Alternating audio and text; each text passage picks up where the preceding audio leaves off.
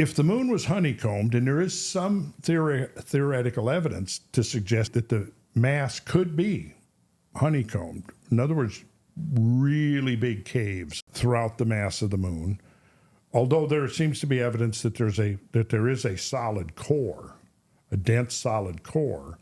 What I'm thinking now, if you cut the moon through the middle, you've got a rigid shell, you've got a dense solid core, and in between you've got almost like a honeycomb structure.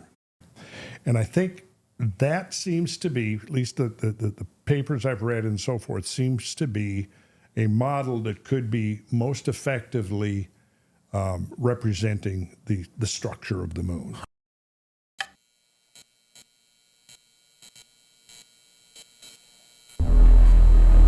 We're going to be talking about the moon. We're going to be talking about ancient floods in North America. Let's talk about floods first. Where do you want to start? A place called Camas Prairie. In Camas Prairie, it's kind of a basin shaped. It's at the southern end of the Little Bitterroot Valley. The floor of it is mantled with these gigantic current ripples. Some of them are 40 and 50 feet high and 200 to 300 feet in wavelength, right? For 40, that's a 4-story building. Yeah, that's so massive. You're standing in the trough between them. You can't see over them. You're just looking at two big old hills. I've been through Camas Prairie many times, and I've taken groups there. If you stand in the right there in those ripples, they diminish in size from north to south. The basin is about 10 miles long. The ripples, they sort of diminish in size so that they sort of taper out about 5 or 6 miles down from where they start. So they're higher in the north. They're larger in the north. They're higher in the north. Okay. Right. So, and the high water mark consistently was at 4,200 feet above sea level. Clark Fork River, 4,200 feet. Camas Prairie, 4,200 feet. Bitterroot Valley, 4,200 feet. Missoula Basin, 4,200 feet. So there was this consistent high water mark, right? So now you could gauge the depth by simply working from 4,200 feet down. So in Camas Prairie, the floor of Camas Prairie is 2,800 feet above sea level. It's 5 miles wide, so you got to picture a river 5 miles wide, 1,400 feet deep. It's probably moving at between 50 and 60 miles an hour. Okay. And the other thing that became apparent later is that these flood flows were supercharged with countless icebergs, which is also part of important piece of information to figure out what actually happened. What happened in Palouse Falls, Washington? You see the falls. Well, when you're looking at this, and we're looking south here in this photograph, we're looking down what's called Palouse Canyon. This canyon here was not produced by that water flow, right? That water flow is a minuscule remnant of the water flow that cut this landscape. Now, when the flow first came through here, this canyon didn't exist. The water flow was on top, and it was probably 200, 300 feet deep. As it swept over the land, it exploited weaknesses in the rock and then began to downcut the canyon. And what happens then is that the water that's flowing over the surface, once it begins to exploit a weakness in the rock, it begins to create this channel. The channel will then capture that water. And as it captures the water, the erosive potential of that flowing water increases enormously and then will quickly downcut. And so what you had here was a recessional cataract, it's called, because you have to picture that this entire landscape was submerged here at the peak of the flood. Then as the floodwaters began to decline, what you had happen was, first the uplands would be above the floodwaters, and then over a period of probably several weeks, the water levels finally declined. Once the taps got turned off, the water source for this is coming from the north. I think it's coming mostly out of Canada, but we can look at some maps. Anyway, so then the water finally declines. It drains away. Once there's no more ice to melt, right, the floods are over. See, because that's what this is all meltwater from the ice sheets that were here to the north. Because here, see, now you got to get this picture. You've got this huge body of water entrained in the mountains of western Montana. You can see that this whole view here would have been initially, at the early stages of the flood, this entire view would have been submerged. And where the falls is now, if the flood had kept on, if the water had kept sourcing from the north, the cliff, which is the cataract wall, it migrates upstream.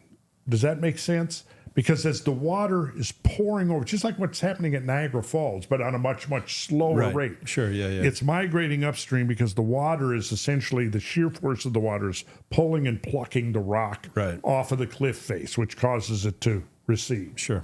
And that's exactly what's happening here. Okay. Now, zoom out, and I want you to the big picture. Let's zoom out, keep going, and let's see, pause right there. Okay, so now, if you go over to the right of Palouse Falls, you're going to see a cliff there. That was a shoreline. So at one point, that gave you the full width of the water flow. Okay. So it was spread out much wider until it became channelized. Right. At that point, the channel captured the water flow. Mm-hmm. Okay, now if you back out more, you'll see one of the classical scabland features. Keep going. And where on the west side, how far would it have gone to? So that was the whole, pretty much the whole landscape to the left would have been underwater. Okay. Yeah. Okay, now back out even more, Ryan. Okay, now you stop there. Do you see the darker areas surrounded by lighter areas? Yes. Okay. Those darker areas are scars, gigantic scars in the landscape. Okay. And before the floods, this entire basalt plateau was covered with a type of soil called loess. In some places, it was 200 to 300 feet deep, sitting on top of the basalt bedrock.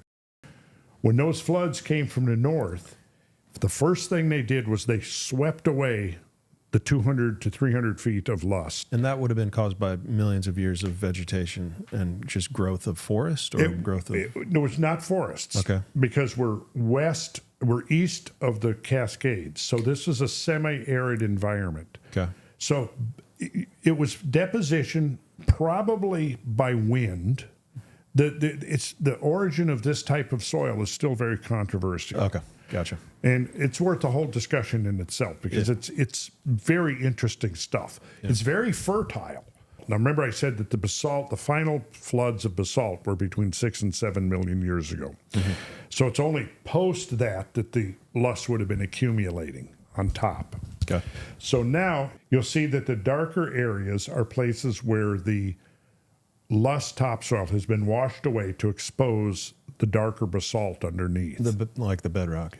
The bedrock, that's right. And yeah, Ryan is going right over the... And if you zoom in right where you're at, Ryan, where you were at with the... now go a little north, I'll stop there. Now you're going to see that there are islands of loess that would have been within the flows. Yeah, there we go. Those all would have been...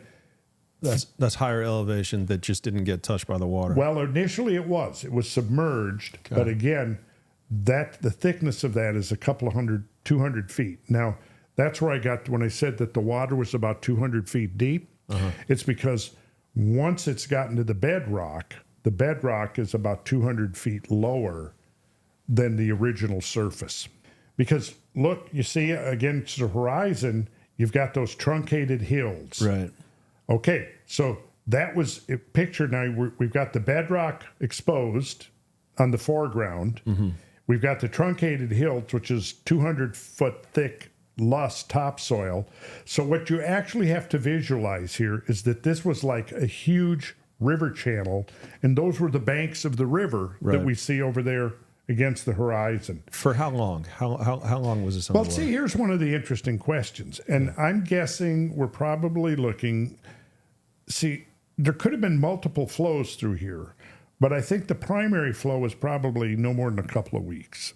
Okay. And initially it would have been several 100 million cubic feet per second, and then that would have declined to whatever the modern Palouse River is now. And I'm assuming the mainstream thinks that it was a different timeline than a couple weeks. Well, there's the controversy Yeah. because, and we get a little bit complicated, but so this was like the birth really of the ice dam idea, that there was this ice dam in northern Idaho, the lake backed up against it, the ice dam broke and the lake rushed out to the west, flowed over the basalt plateau of eastern Washington, ultimately confluing at the Columbia Gorge and flowing out. In fact, there's a gigantic boulder delta that the city of Portland is built on because the flood made a major, almost 90-degree turn to the north, right there where the Portland sits. Mm-hmm. The question is how many ice dams were there? Because the current view requires the area of Pend Oreille. The idea was that there was a lobe of ice that came from the north. You can actually see there's a valley just to the north of the lake. And then, that's called the Purcell Trench. Then we come over to the right, and there's a river valley coming up from the southeast. That valley right there is the Clark Fork Valley. Somewhere in there, the water, now the high water mark there, again, still 4,200 feet. But the valley floor is at 2,100 feet. So the water there was 2,100 feet deep. And the position of Lake Pend Oreille, the theory is there was an ice glacier there, and that glacier held in the water. Okay. The glacier gave way, and all that water gushed out, and you can see it cut a channel that goes down to the south there. So the Lake Pend Oreille occupies like a huge flood cut channel. And right there, about where it says Lake Pend Oreille, it's over 1,100 feet deep, the lake basin. And it's a complicated thing between what the mainstream view is and what my alternative view is. But you asked for a succinct explanation. So the model now is that it became apparent early on that a single draining of this lake could not explain the whole complex of features throughout the Scablands. Sure. So the way around that was to begin amplifying the number. Gradualism again. Well, in a Almost, sense, yes. Yeah. So instead of one, Just over and over and over. it happened over and over and over again. For years and years and years. Yeah, yes. Yeah. Whereas, and so there what it became is the source of the floods were all, and I'm using air quotes here, Lake Missoula. Uh-huh. I don't agree with that. I think that the source of the floods was north of here in Canada. Now, was there water in those mountain basins of western Montana? Absolutely there was. Did it rise up to 4,200 feet? Absolutely it did. But I don't think that was the origin of the floods. I think that was like a temporary holding basin because the topography, if you zoom out, Ryan, so Missoula, Montana was one of the basins of the lake. Now, at Missoula, Montana, the floor of the basin there where Missoula is right now is about 3,200 feet above sea level. And you can see very clearly on the mountains around it that 4,200 foot datum. So it means that right there in that basin, the water was 1,000 feet deep. Okay. Right, and I'm going to show you some slides when we shift over to the slides again. Now that we've seen the maps, this is a really good way to get the big picture. Right, if you go immediately south of there, Ryan, we're in the Bitterroot Valley. That whole valley there that you see right there was filled with water all the way to the south, and then it finally tapers off somewhere. I've gone and actually found the point where the water tapered off. I mean, if you follow the valley floor, what you're going to see is that at some point the valley floor gets to 4,200 feet above sea level. And at that point, you're at the shore of the lake, right? So the difference now between the standard view, the dominant view, is that you had this multiple damming and refilling of Lake Missoula. How I differ from that is that, okay, I'm just saying, okay, if you're telling me that's the origin of the flood, and that's the implication over and over again, that's what I disagree with. I think that the origin of it was rapidly melting ice sheets to the north. But why did they rapidly melt? Well, that's the question. Matt, you've just nailed the fundamental question right there. Yeah. So, because I mean, you're talking about a lot of water very quickly melting, and just pushing a ton of water. I'm talking about 500 million to 1 billion cubic feet per second. Now, how the hell much is that? Right. Okay. Yeah, it's insanity. You can't even comprehend it. No, but I'll try to give you some handle. If you took every single river on every bit of flowing water on Earth, every creek, every stream, every river. Think of all the big rivers. Think South America, Orinoco, the Amazon, North America, Mississippi, the Nile, the Congo, Missouri, the Rio Grande, the Colorado, the Hudson, the Mackenzie River, the Yukon River. Go over to Eurasia, the Po River, the rivers of China, all the rivers of the world. Take all of those flows all together. It's not even going to be 10% of one of these flows. The North American, there was 2 great ice sheets over North America. And we'll pull up a slide here shortly and you'll be able to see them. The Laurentide ice sheet was the big one. Imagine the ice sheet that's covering the South Pole being lifted up and set over North America. So the center of that is over what is now Hudson Bay.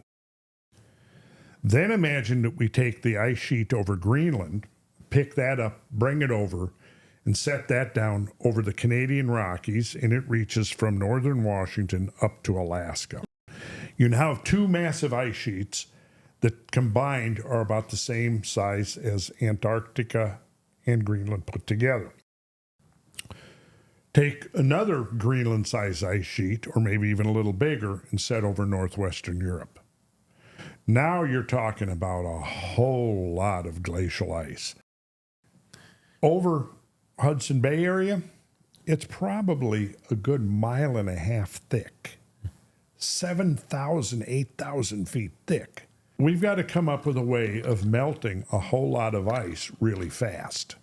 And I think that I've got 2 candidates. Well, the 2 are, I think that my first choice would be, and let me qualify this by saying that when we look at the rates of sea level rise, which is going to be directly a function of the ice melting, because when all of that ice is sitting there piled up on the continents, oceans are going to be, and we know, are about 400 to 450 feet lower than now, which is extraordinary in itself.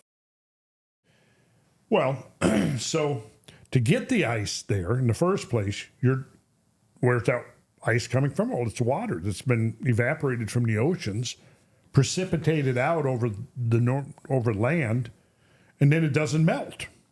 It just keeps accumulating thicker and thicker and thicker, right? Mm-hmm. We know now that the onset of ice ages were extremely fast. The termination of ice ages were extremely fast. There's now evidence of 3 meltwater pulses into the oceans. So in other words, the rise of sea level from minus 400 to current level was not a smooth uniform. It was pulsed. And in fact, it probably stopped and maybe even reversed during the Younger Dryas. But there was meltwater pulse 1A, which is dated at 14.6. Then it appears that there was another very rapid melting associated with the lower Younger Dryas boundary that is usually described as the draining of Lake Agassiz. So there was huge floods down the Mississippi into the Gulf of Mexico to the south. To the north, there was huge floods up what is now the Mackenzie River Valley into the Arctic Ocean. And then there was a final meltwater pulse at 11,600 years ago. So what I would speculate is that there were 3 very large melting events interspersed with smaller meltings, but something would have had to have triggered. Right. Each of the 3. Each of the 3. And potentially a different thing could have triggered each of the 3. Of the 3. Now, What could those things? My first candidate would have been a multi-impact event. Mm-hmm.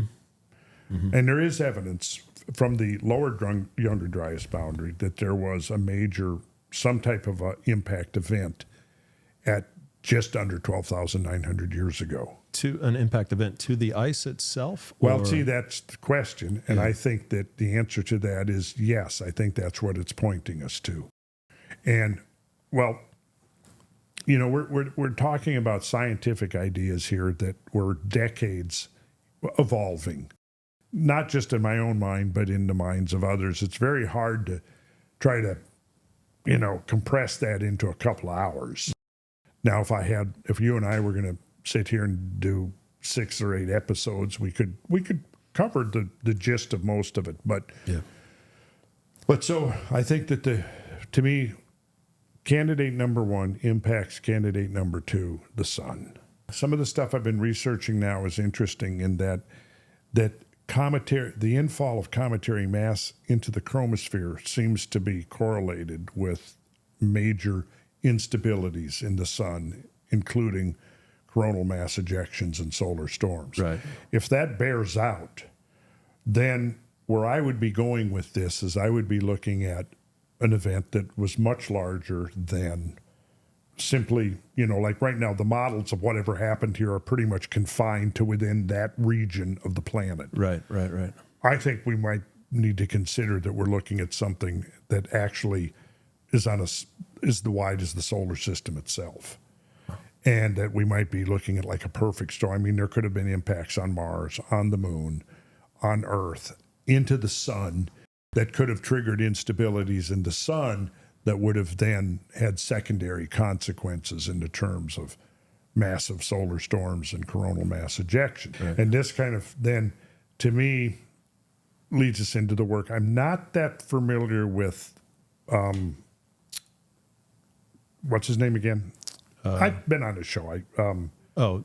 I'm not sure. Solar guy. Oh, yeah, Ben Davidson. Ben Davidson, thank you. I don't know why I wouldn't have thought of that. But, no, all good, yeah. But Ben, okay, so I think he's onto something. You know, Robert Schoch thinks it's a sun-related thing. Graham Hancock thinks it's impact. I think it's probably both. The thing is that a lot of the critics don't understand, especially archaeologists. They don't really have a clue when we start talking about how extreme these remodeling events were to the surface of the Earth. This is an example of what's called an underfit river. This is the modern Snake River, and as it says here, the average annual discharge is 56,900 cubic feet per second. The highest recorded historical peak flow is 195,000 cubic feet per second. Then you had the Bonneville flood at the end of the last ice age, 40 million cubic feet per second. You know, you do the math here. Let's take 40 million. Let's take 40 million, 1, 2, 3, 4, 5, 6. Divide that by the average modern flow. And what you'll see is that the river, the flow that created this large channel, was 700 times the volume of the modern Snake. Now let's suppose you have a settlement along the banks of this modern Snake, and for whatever the cause, you have a flood come through there that's hundreds of times greater. In the aftermath of that flood, what's going to be left? Nothing. Pretty much nothing. Yeah. Nothing. There would. Yeah. This is showing some of the sediment that was carried in this 40 million cubic feet per second. Now where's the Snake River again? This is the southern Idaho, and Gotcha. we're planning a tour of this to follow the route of the Great Bonneville Flood out of Salt Lake. If I go back to here, look at this. You know what this is? This horizontal line? There's two of them. Those are shorelines. The upper shoreline is nearly 1,000 feet above the valley floor. Now, this is just north of Salt Lake City. So this would have been so-called Lake Bonneville. And Lake Bonneville rose rapidly sometime around the end of the last ice age, and it spilled over a sedimentary dam on the north, up near where near the Utah-Idaho border. There was a 300-foot thick layer of soft sedimentary rock sitting on top of a hard granite sill. The water rose up rapidly, overtopped the sedimentary rock, and then rapidly eroded it down to the hard granite sill.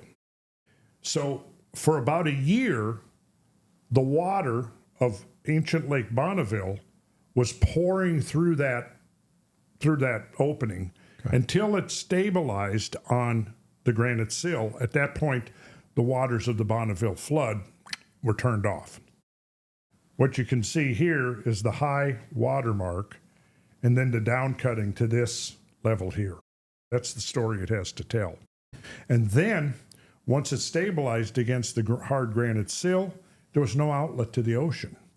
So it slowly evaporated away to leave the remnant of Great Salt Lake that's there now. So this is, once it hit the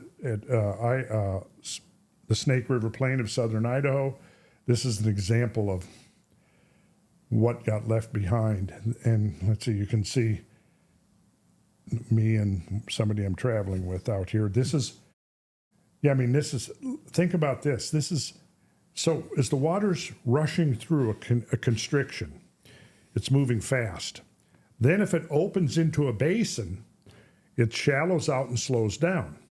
The competency of water to entrain and transport material is a function of primarily its velocity. Mm-hmm. So if it's moving fast, it's erosive. Picks stuff up, carries erosive. If it slows down, it dumps its cargo of sediment.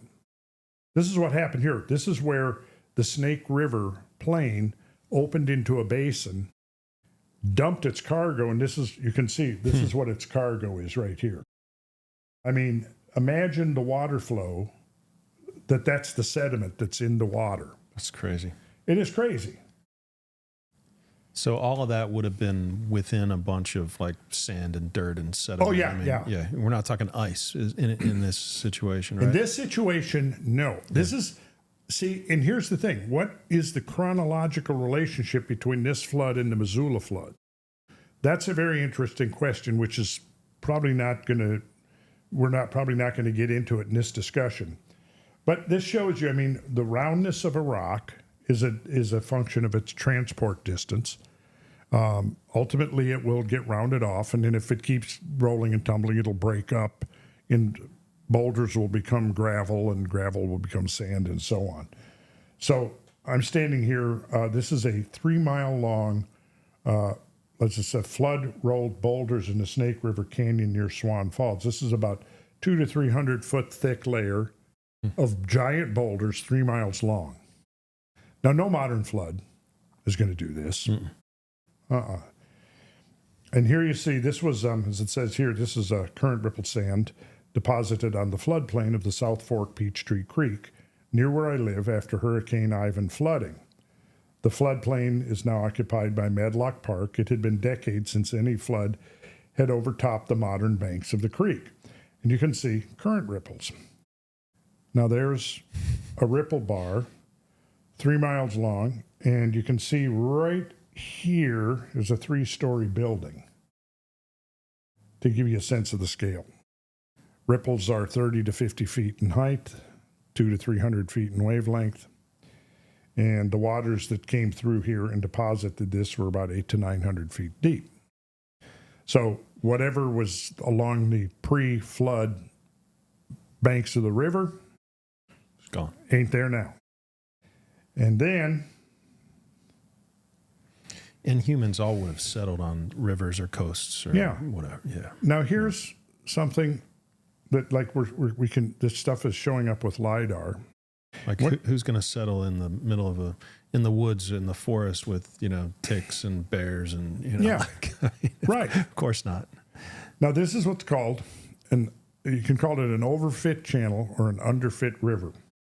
This is the modern river. This is the modern Minnesota River, which isn't a dinky little river. It's a pretty good-sized river. The modern river is flowing in the channel of the ancient river. Now, this ancient river was a temporary affair that was enormously augmented flows from the transglacial, interglacial transition. So, again, there was probably a river here.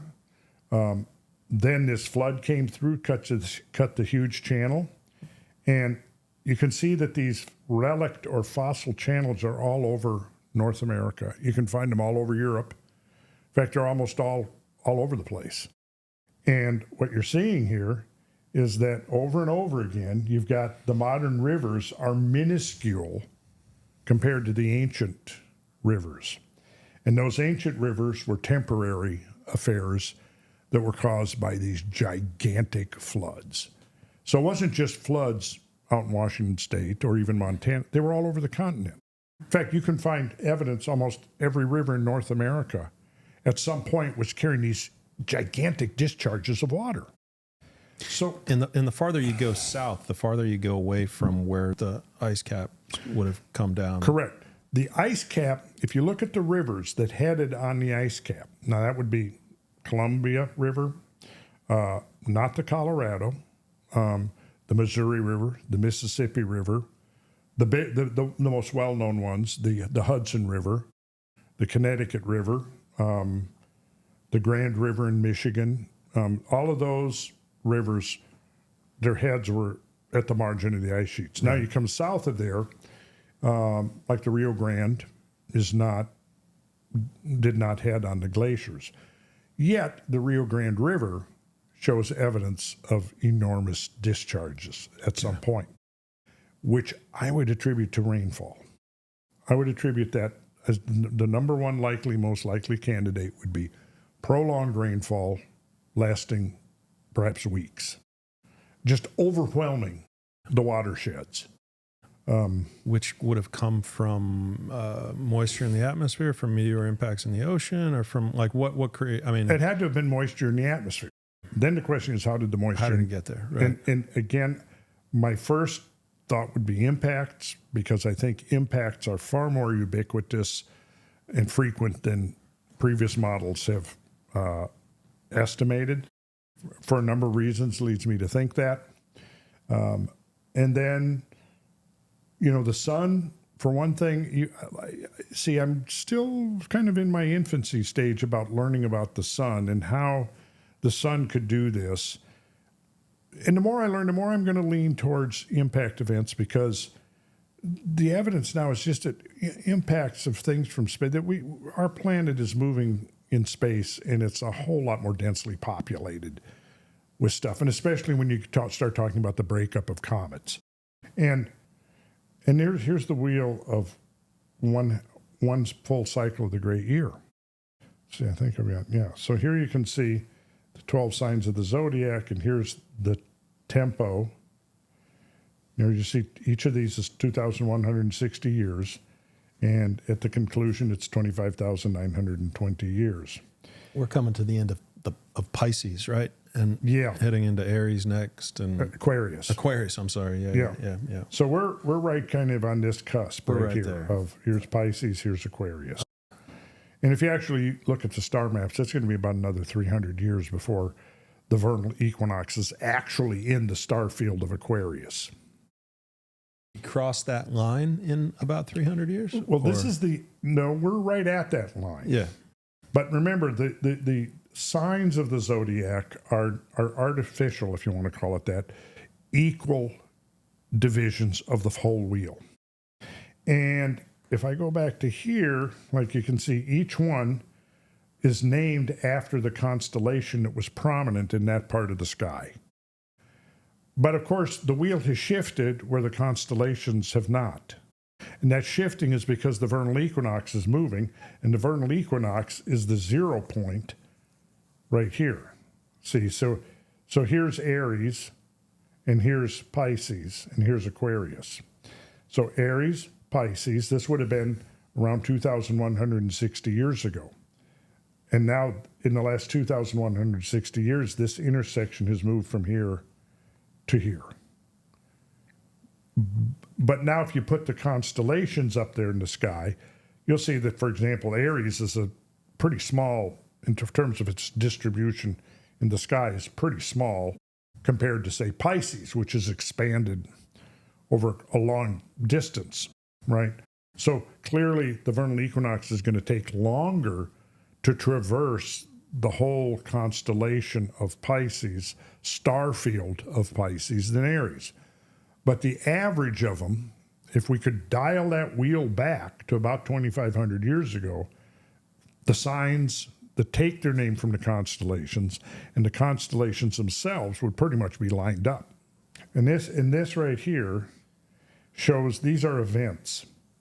And they're all labeled. We don't really have time to get into it too much right now, other than that each of these green dots represents an event that, and the criteria I used for picking events as I went back through the cycles was what kind of events, if they were to transpire today, would impose extreme stress on our civilization, if not pull the plug on it altogether. That was my criteria. And you can see there's quite a number of events here. And notice that the greatest clustering of events falls along this axis right here. 6 of them. From And we're what are we, 10 years away from that axis? well, Seems like it, the way things are going. no, actually, I think we'll be hitting that axis sometime early next week. So, Perfect. Let's get it over with. no, I don't know. It could be any time. Yeah. It could be hundreds of years. Yeah. I hope it's hundreds of years. Yeah, that'd be nice. What we need is just like a little catastrophe in, precursor catastrophe to kind of jolt everybody awake. Yeah, let's wake everybody up. Wake everybody up, because Right, that's might be what it is. But you're plotting all of the catastrophes that have happened within the last 25,920 years, or ish. Oh no, you're overlaying. So this goes back Yes. farther in time. Yes, this goes than even back at that. least 3 to 4 full cycles ago. Okay, so 3 to 4 cycles, and so that's where the events take place. A couple of them seem to take place right within the middle of of an age, but then most of them happen when you go from one age to the next. Yes. And so, what are your thoughts? I mean, how is that possible? First off, like, how could that be possible? If that was the case, what about the way that the Earth travels around the sun and the sun travels around the galaxy could cause that to happen? The first model that I would invoke would be that it's cyclical incursion of comets to the solar system. Because when you talk about the larger galactic cycles, if we talk about the structure of the solar system, outside the 4 large gaseous planets, Jupiter, Saturn, Uranus, and Neptune, we come into the zone of comets called the Kuiper disk. Picture this. You've got this big wheel of comets slowly rotating way out there outside the orbit of Neptune. They're slowly orbiting. And now you've got the planets coming around. And as the planets move, the gravitational field, like say of Neptune, it's a big planet, can jostle the comets that are on the inner zone of that disk, the Kuiper disk, or Kuiper belt as it's called. Now, one of these studies suggests that if you have conjunctions, let's say here's Neptune and here's Uranus coming up, lapping Neptune. So for a little bit of a while, you've got the gravitational field of Uranus augmenting the gravitational field of Neptune. Now here you've got comets, relatively close proximity to Neptune in the astronomical sense. And let's say that the comet is here and Neptune is here. The gravitational attraction of Neptune is going to tend to slow the comet down, right? Because it's pulled, whereas if it's up here, it's going to speed it up if they're both going in the same direction. if it speeds it up, it causes the comet to move outwards, farther away from the sun. If it's here behind it, they're both moving, it's going to sort of, in a way, put the brakes on. It's going to slow down, and then it's going to start moving in towards the sun. Once it passes inside the orbit of Neptune, the same process can happen now with Uranus. And this is what I referred to earlier, that some astrophysicists and scientists looking at this have referred to it as a bucket brigade, like a cosmic bucket brigade, that Neptune can grab the comets, pass them off to Uranus, Uranus passes them off to Saturn, and Saturn to Jupiter, and then Jupiter is the big king of the gods, hurling the thunderbolts, and Jupiter can then either take those comets, accelerate them, in which case they can move back out, and they'll be harmless, or slow them down, and now they come within the orbit of Jupiter, and they can get captured in a Jovian solar orbit. And all of the short period comets are pretty much in this ping pong game between Jupiter and the sun. Now, what happens to a comet then is it begins to undergo a hierarchical process of destruction.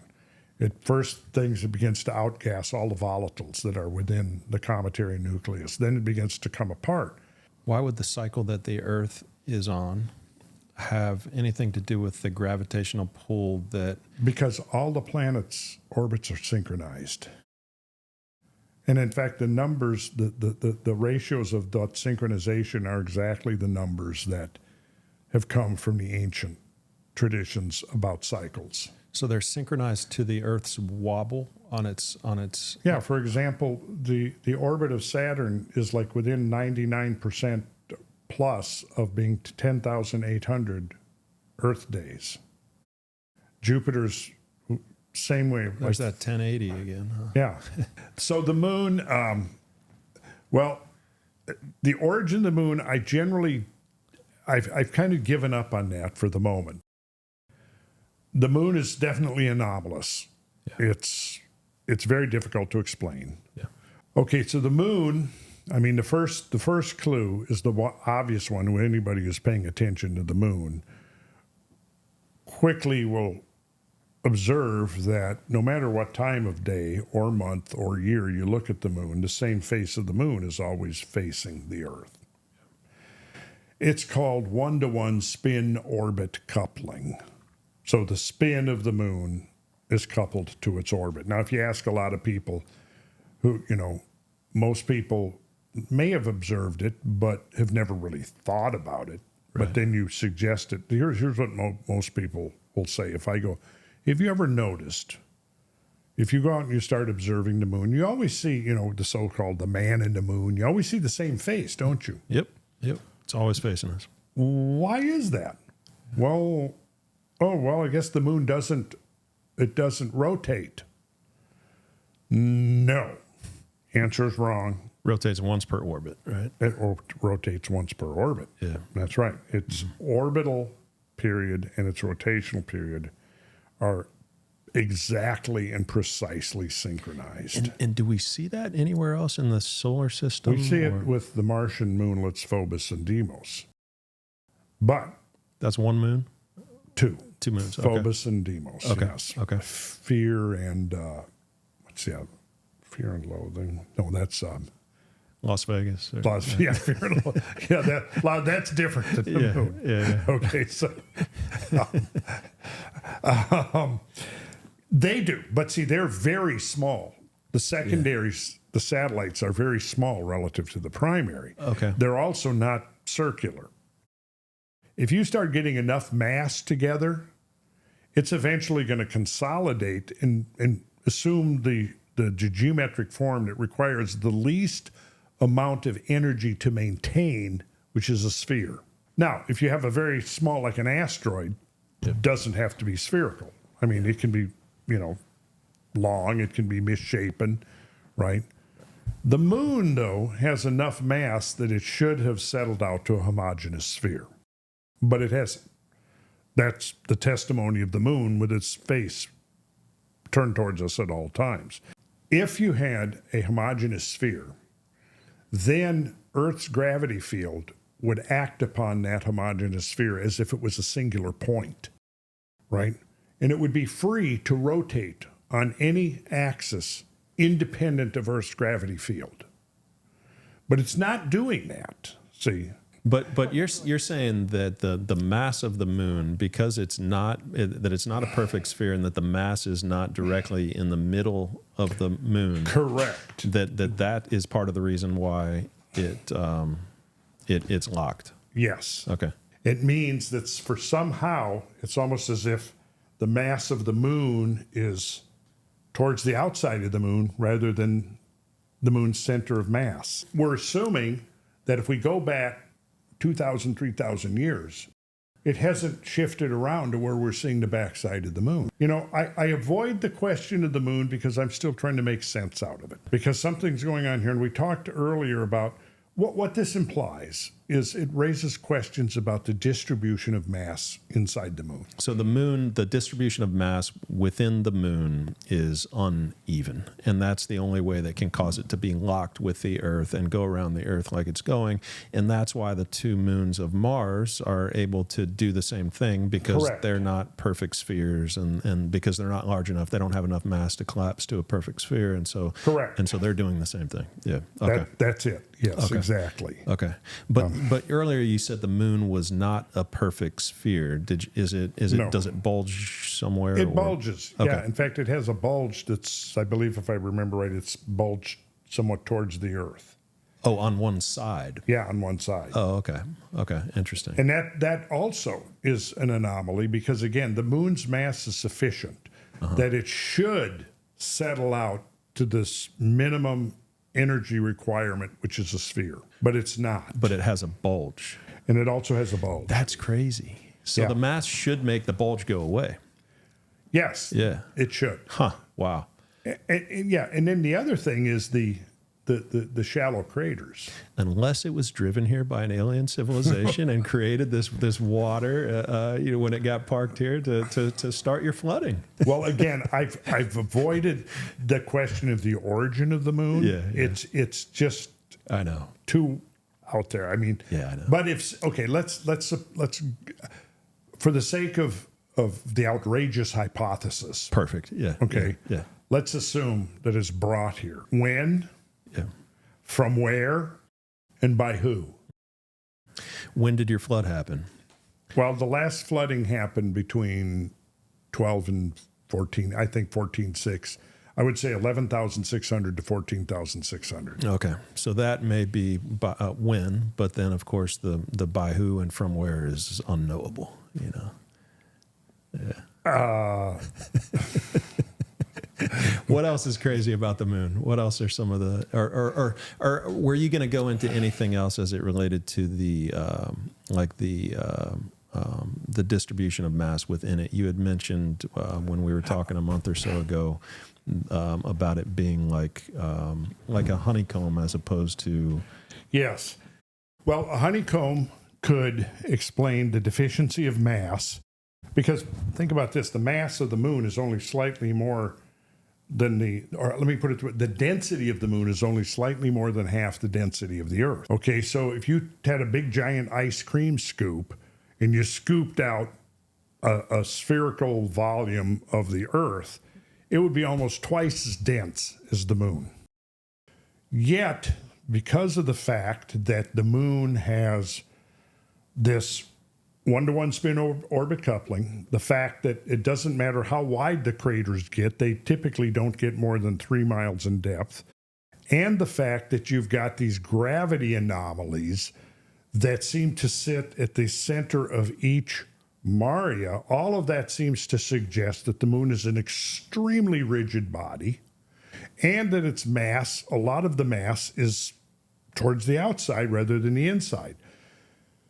Now, if you want to create the maximum area of surface area to volume, the bees show us how to do it with their honeycomb, right? And also, a honeycomb, given its weight, it's a pretty strong structure, right? It's very, very low density, but it's a relatively strong structure. If the moon was honeycombed, and there is some theoretical evidence to suggest that the mass could be honeycombed, in other words, really big caves throughout the mass of the moon, although there seems to be evidence that there is a solid core, a dense solid core. What I'm thinking now, if you cut the moon through the middle, you've got a rigid shell, you've got a dense solid core, and in between you've got almost like a honeycomb structure. And I think that seems to be, at least the papers I've read and so forth, seems to be a model that could be most effectively representing the structure of the moon. Wow, fascinating. It is fascinating. Yeah. A lot of the ancient gods and goddesses always depicted in things like this. Isis, the queen of heaven, unveiling the mysteries. Now, why is she standing in a lunar crescent? Well, there is the scientific tradition of the moon, and there's the ancient, the traditional. I happen to think that the two actually complement each other. And what we can't learn from looking strictly at the science, we might be able to fill in some of those gaps by looking at some of the traditional accounts. And vice versa. See, let's see here. Some of these quotes are quite interesting. Let's see here. It is far easier to explain why the moon shouldn't be there than to explain its existence, said MIT geophysicist Nafi Tixaz in 1981. Nobel physicist Harold Sayuri said all explanations for the origin of the moon are improbable. Totally. Yeah. Totally. Yeah, none of them make sense. None of them make sense. Eric Chason in Cosmic Dawn, 1981, said, perhaps the formation of our moon was the product of circumstances so rare that we will never be able to unravel the details of its birth. Indeed, the origin of Earth's moon is a frustrating subject, so perplexing that some researchers have been forced in desperation to suggest that the moon does not exist. Okay. So, okay. Yeah. There's some evidence that it does, but... Yeah, unless we're all under a hypnotic trance. Yeah. And the tides just move magically. But yeah. Okay, so let's go to the larger view of this. So here, these dark splotches are called the mare, which is Latin for ocean, seas. A lot of the earlier observers, right after maybe even before telescopes, thought that these were oceans on the moon. And you'll notice that they're mostly roundish, most likely because they're the product of great impact events. Uh-huh. Okay. Yeah. God, I mean, look how big that one is. I mean, if something hit that moon going more than 4 miles per hour that was that big, wouldn't it just blow the whole thing into like a million pieces and we'd have like a... Unless it was some anomalously strong, rigid... Right. Yeah. Yeah, exactly. Yeah. All right, I like where you're going with this. Okay. Well, don't worry, it's a small show. Not many people are going to see. Okay. Well, part of the reason I'm here is because we're going to, to get you another couple of million views. Thank you. I appreciate that. Yeah. Fantastic. Yeah. Screw this department store stuff. Right. Yeah. On to bigger things. On to bigger things. Yes. Like the moon. Or how about the first Beall's department store? On the moon. On the moon. There you go. Now we're thinking. Now we're talking. Yeah. So the moon in myth, legend, and folklore. So, see, I think all of this is clues. Let's go here. This is, here we go. Look at, this is interesting. See, now this is from a Akkadian cylinder seal. And you'll see this quite frequently, this crescent moon with this star in the middle. Or like this guy here, this is, it says here, this is the moon god Ma within a crescent moon. Seated above the canopy mounted on the chariot drawn by 4 zebus. Now zebus were a horned animal that were often used to drive chariots, pull chariots back in the day. That's supposed to say drivers. Ma is enthroned like a Sasanian king with ceremonial axe, spear, and cushions. The figure below is possibly Tishtria, the first aspect of the constellation as a young man. Below Tishtria is the tree of life. Now, this may be a clue if your outrageous hypothesis has any merit to it. And we were talking about where could it have come from? Well, maybe the secret is right here. Because who and what was Tishtria? No idea. The I'd like to know so I can finish my hypothesis. Okay. Sirius, the dog star. That's Tishtria. Okay, gotcha. Okay, Yeah. okay, interesting. Yeah. Well, because some interesting things. There's some interesting. About Sirius. Yes. Yeah, for sure. Yeah, for sure. Absolutely. Yeah. Here's another. This stela comes from the Tophet in Carthage. So you got the sun. There's the crescent moon. But notice again, right there, that thing in the middle. Now, if you recall, I said that the scientific evidence would suggest a small, dense core inside the moon. Right? Now, clearly, when you look at these depictions of the moon, look here, you got another one. You can see there's the crescent. Let's see, even go with another one. Let's see. All depictions of moon goddesses and gods.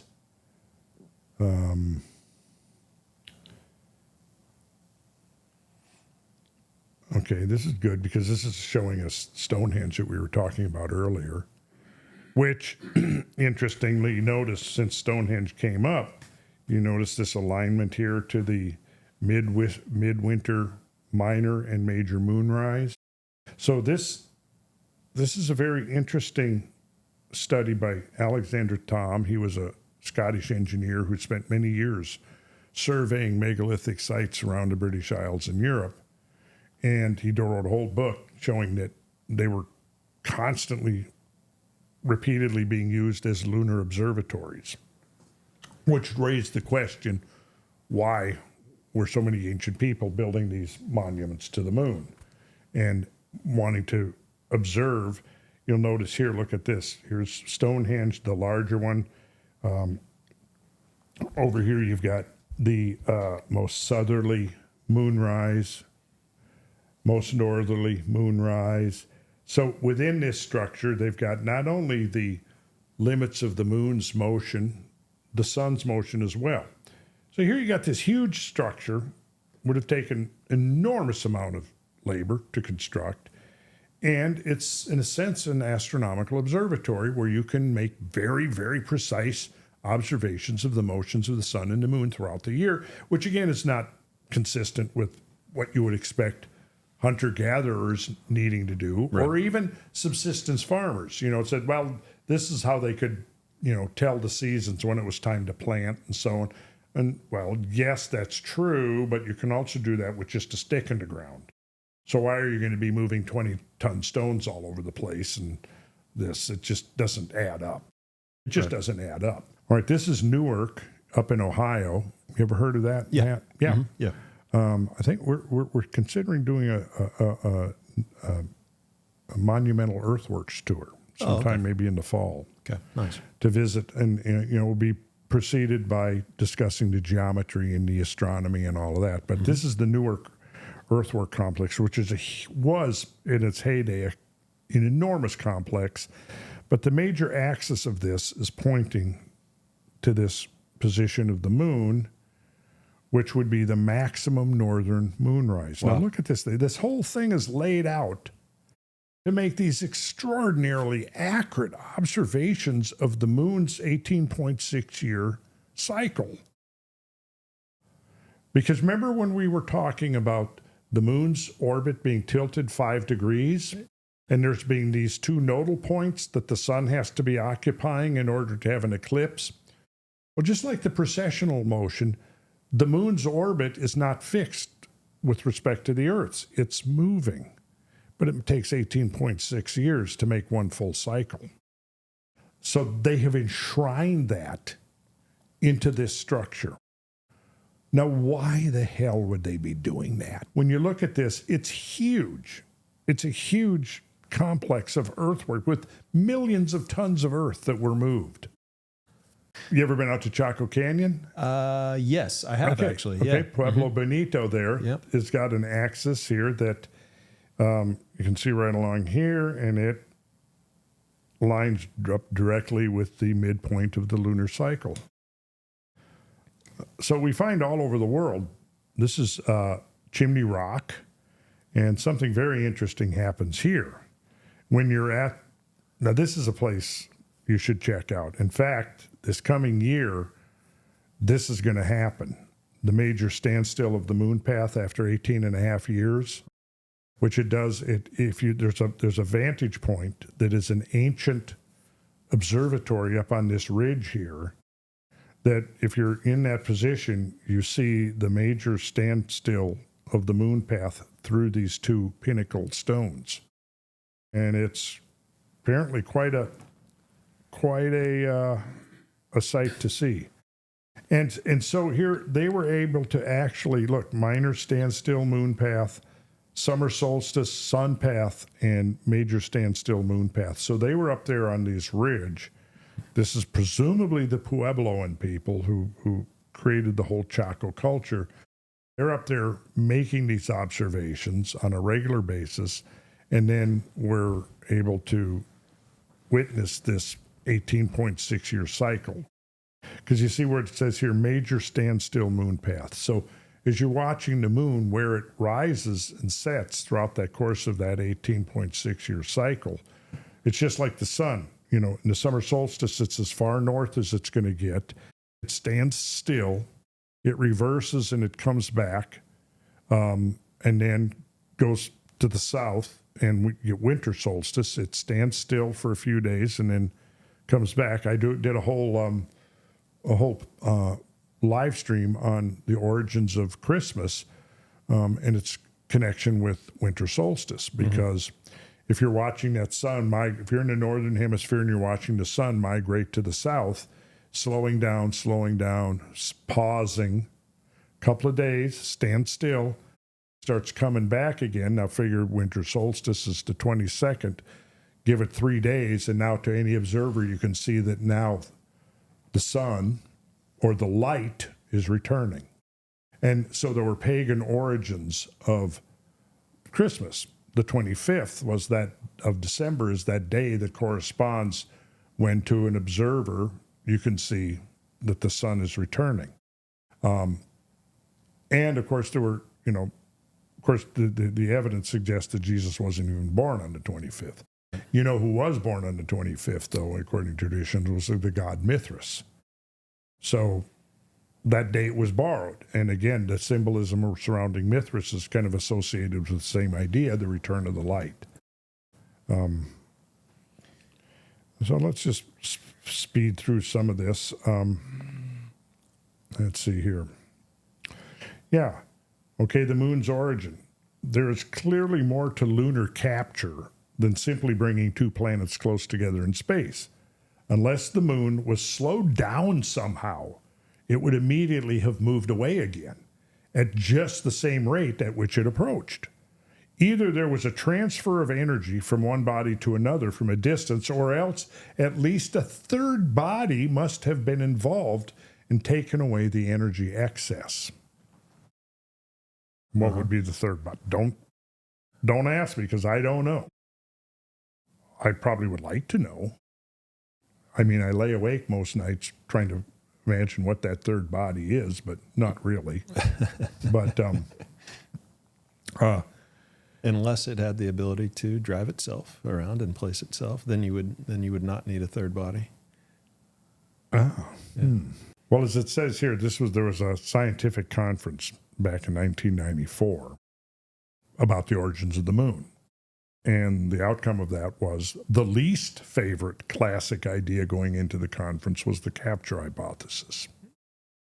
In its original form, the capture hypothesis held that the Earth seized a fully formed moon that came whizzing in from elsewhere in the solar system. In principle, such capture is possible but unlikely. A body passing near the Earth would probably collide with it or get a gravitational boost that would alter its orbit so much that it could never meet up with the Earth again. The chances of the orbits of the Moon and the Earth being exquisitely right for capture is so minuscule that all but a few scientists had rejected the idea. I mean, not only that, but just being and then creating a almost perfect elliptical orbit, and then being able to eclipse the sun, and there's 108 moons between the Earth and the Moon. There's 108 Earths between. Well, yeah. So I can take here if I put in. Oh, by the way, if a very close approximation to the diameter of the Moon is 2,160 miles. In fact, you can go into a lot of even textbooks, and they will surmise that they will describe the Moon as being 2,160 miles, which is interesting because the Moon's size, if you take the whole zodiacal belt, right, and you remember going back to the 25,920 years for the full cycle? Mm-hmm. Well, that's then divided into 12 signs. Just think of it as like a clock face with 12 hours on it. But now instead of hours, these are astronomical ages, astrological months, right? Where do we get the word month? From a moon, right? A lunar cycle. Well, if you take 25,920 years, divide it by 12, get the diameter. You get the diameter of the Moon. Yeah. So it's pretty crazy. But of course, that's just a coincidence. Just coincidence, of course. Yeah. Then the scientific, like again from the same conference, the second classic lunar genesis idea presented was the fission hypothesis, right? They separate from an initial single body. The theory has a long and honorable history. George Darwin, the second son of Charles' 10 children, first proposed it. He postulated that the Earth, during a period after it formed a core, was at one time spinning extremely fast. It bulged so much at the equator that eventually a small blob spun off, becoming the Moon. This scenario would account nicely for a crucial feature of the Moon deduced by astronomers more than 100 years ago. Based on the satellite's orbital characteristics and size, the investigators calculated that the Moon must be less dense than the Earth. So this goes back, 100 years. And there you can see that's a nice little graphic showing the tilt of the Earth's, between the Earth's and the Moon's orbit. See, plane of the terrestrial orbit, which is the ecliptic. And so, the yellow is the Moon's orbit, and eclipses only happen when the Moon is here. Like a total solar eclipse only happens when the Moon is crossing that plane at new moon, which is where the Moon is between the Earth and the Sun. If the Moon is out here, it's not going to be an eclipse. It's going to sail by above or below. Yeah, we owe our present climate stability to an exceptional event, the presence of the Moon. These results show that the situation of the Earth is very peculiar. The common status for all terrestrial planets is to have experienced very large-scale chaotic behavior for their obliquity, which in the case of the Earth and in the absence of the Moon may have prevented the appearance of evoluted forms of life. We owe our present climate stability to an exceptional event, the presence of the Moon. So, because we're skipping over a bunch of stuff, but I can, the gist of it is this. We couldn't exist without the Moon. First of all, like if let's say you're a planetary engineer, you're designing a planet, and you're going to seed that planet with life, but in order to do that, you have to have a watery matrix first. You introduce the precursors of life into water. But in order for that life to evolve to higher levels and eventually to have the ability to think and reason and all of this, you have to go through a long sequence of stages, right? How do you get water? How do you get, just taking the example of the Earth, how do you get life from the oceans onto land? you have to have that transitionary zone so that there can be creatures that can actually exist in both realms. And that's your intertidal zone between low tide and high tide. So it's been pretty much surmised that without the moon, there wouldn't be an intertidal zone, and without an intertidal zone, it would be very difficult to get life from the oceans onto the land. Yeah, something couldn't evolve to. I mean, couldn't something evolve to just be able to crawl up onto land far enough to get food, and then after thousands and millions of years, probably under exceptional circumstances. Yeah. But again, if you're the planetary engineer and you're bioengineering planet Earth, you want to come up with some way to optimize your probabilities, and the way to do that is you have that intertidal zone. Yeah. Okay. Let's see, final aspect here. We have shown, however, that the cold outer shell of the moon is a factor of 4 thicker than the cold outer shell of the Earth. So they're a thick,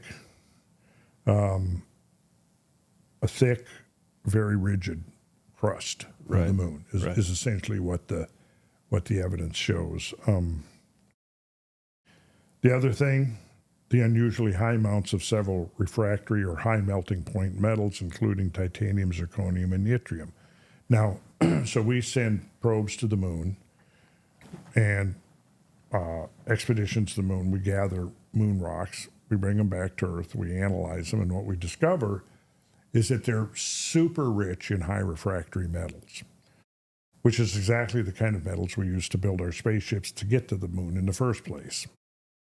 Turns out that some of just, you pick up an average moon rock and you look at the percentages of high refractory metals are 10 times or more greater than some of the greatest, like titanium, for example. Some of the richest ores of titanium on Earth have like 10% of the titanium that's in a moon rock almost picked up at random, which is another interesting thing. Why such an abundance of high refractory metals that just, only require extremely high temperatures to melt?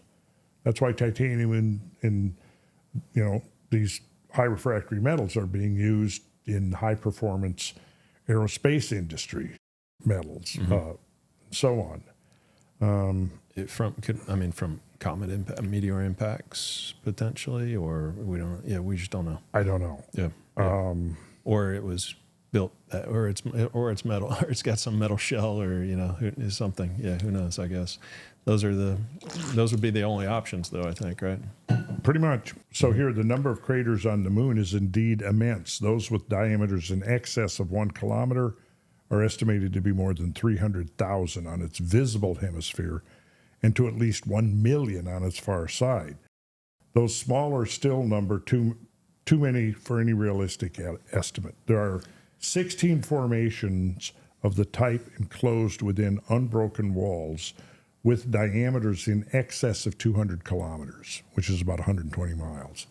The crater Clavius near the moon's south pole is one of them. Over 70 craters, 32 of them, of which are visible from the Earth, possess diameters between 100 and 200 kilometers. These are usually characterized by fairly smooth floors, sometimes checkered by smaller craters, such as, for instance, Clavius, which are again absent in others. The elevation of their walls, which is 1 to 3 kilometers, represents so small a fraction of their dimensions that even their rims are mostly below the horizon for an observer situated at their center. And here's just representatives of some of the cross-section. There's Tycho right there. You can see there's a bit of a central uplift, but typically examples of anomalous width depth ratios of large lunar craters. And even the large ones, they don't get any deeper. It's crazy. Which, again, suggests that the moon is an extraordinarily rigid object.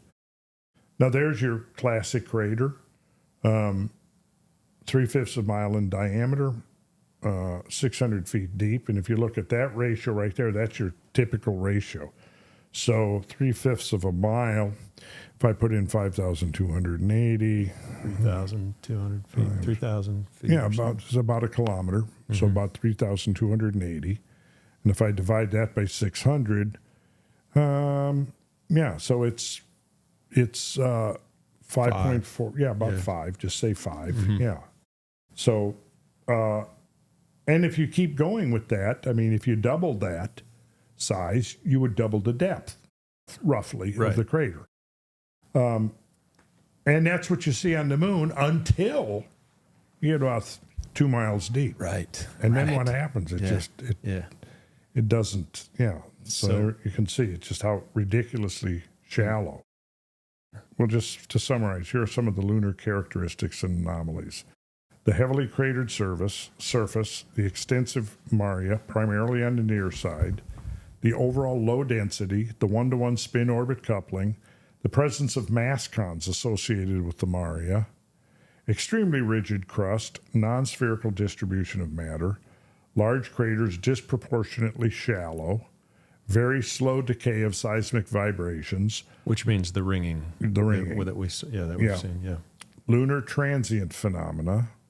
Which, which is like, is that the light? Lights, outgassing. So lunar transient phenomena, the nature of LTPs or lunar transient phenomena remains elusive and their origin an enigma. But let's see here. So is the moon a dead world? This was back in 1916.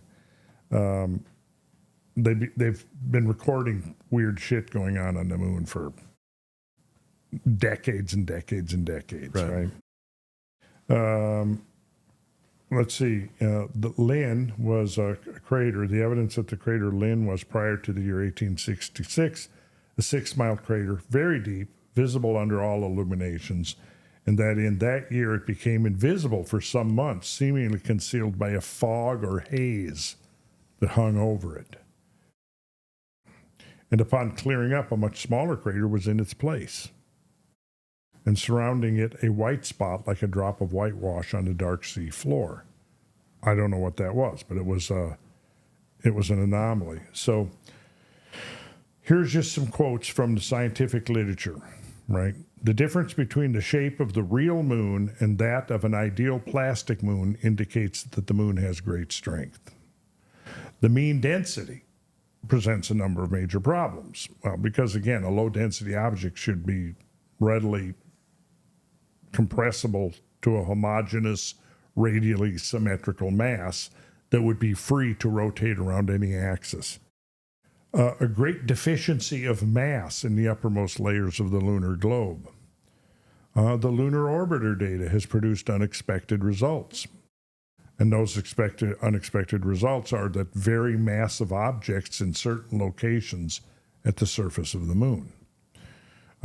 Very large mass concentrations between the center of all 5 near-side maria.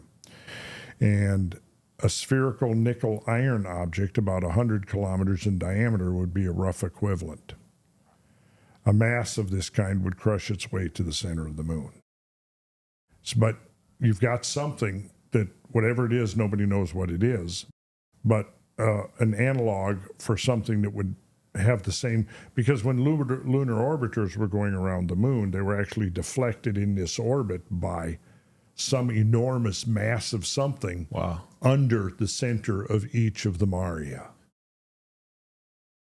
And is it, tell me the maria again, just so. Those are the big dark. Those are the dark spots. Okay, yeah, the big dark spots. Yeah. Okay, got it. Thank you. And so what would be the equivalent?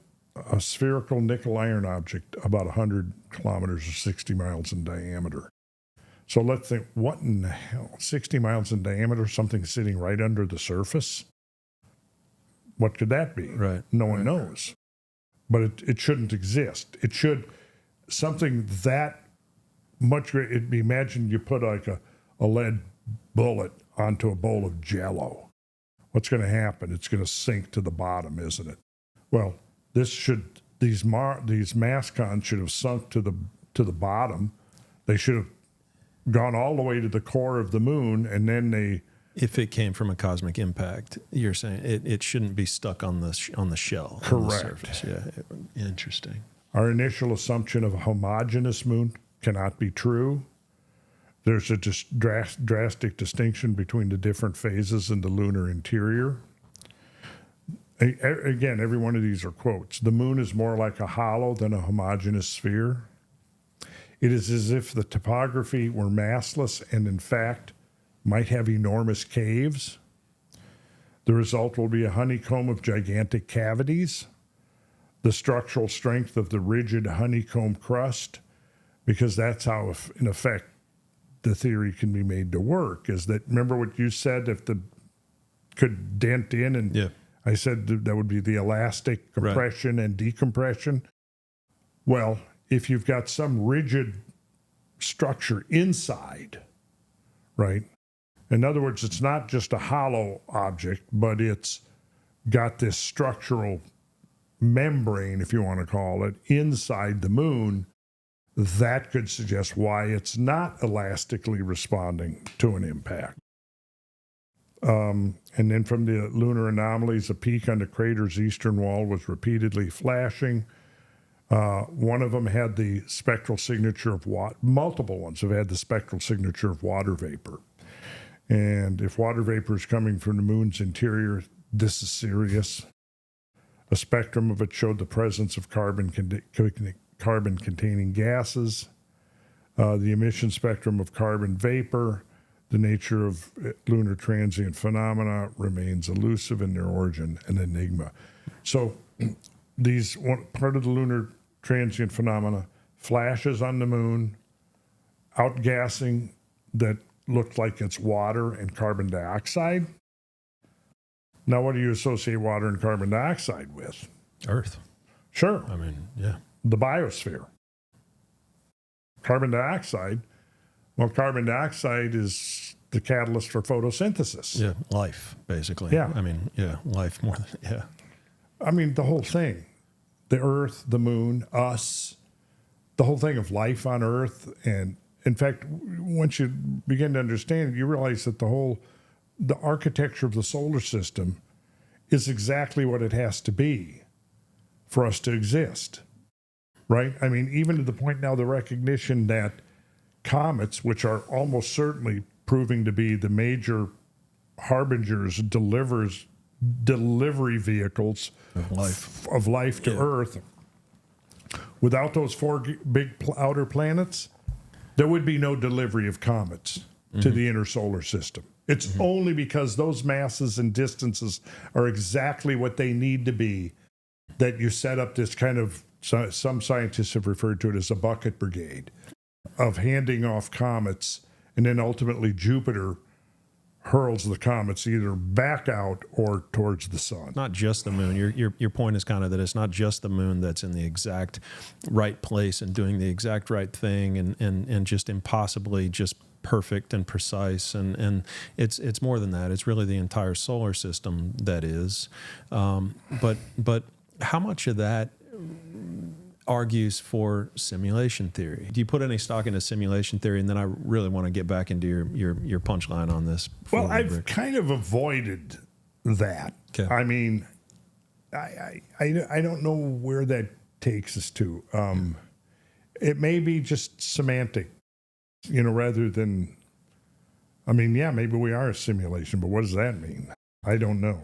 I mean, does it make any sense to you when you think about all these numbers? I mean, about all these crazy coincidences. I mean, 108 suns between the Earth and the sun, 108 moons between the Earth and the moon. All of these sacred geometry numbers that you talk about. I mean, just being out there in nature, and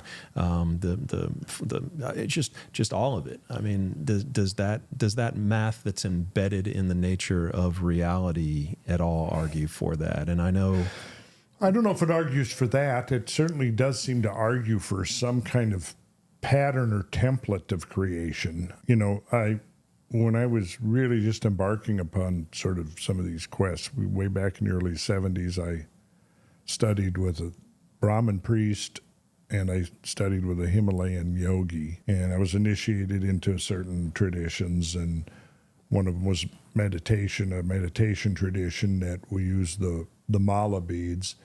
And there's 108 beads on a string of beads. One bead is much bigger in a distinct shape from the others, so that I wish I'd actually brought them. But you held them between the thumb and this finger here, and you did a repetition. You probably know what a mantra is. Sure. Yeah. Yeah. Okay. So you would do a mantra, repetition, and then you would roll a bead, and that would be synchronized with your breathing and visualization exercises, and then after you'd done one sequence, you'd come back to that. So if you're there with your eyes closed, you can feel that one bead that's bigger or different than the others. So you know now you've done a repetition of one repetition of 108 repetitions of your mantra. So if you did that twice, that's 216. If you made 4 repetitions, you're now at 432 repetitions. Now in my mantra, there was six syllables in my mantra.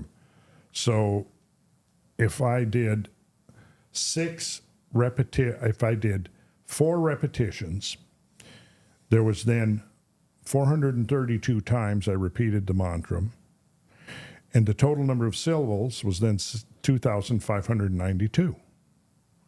Slap that 0 on the end of that, right, you've got the number of years in a processional cycle, the great year.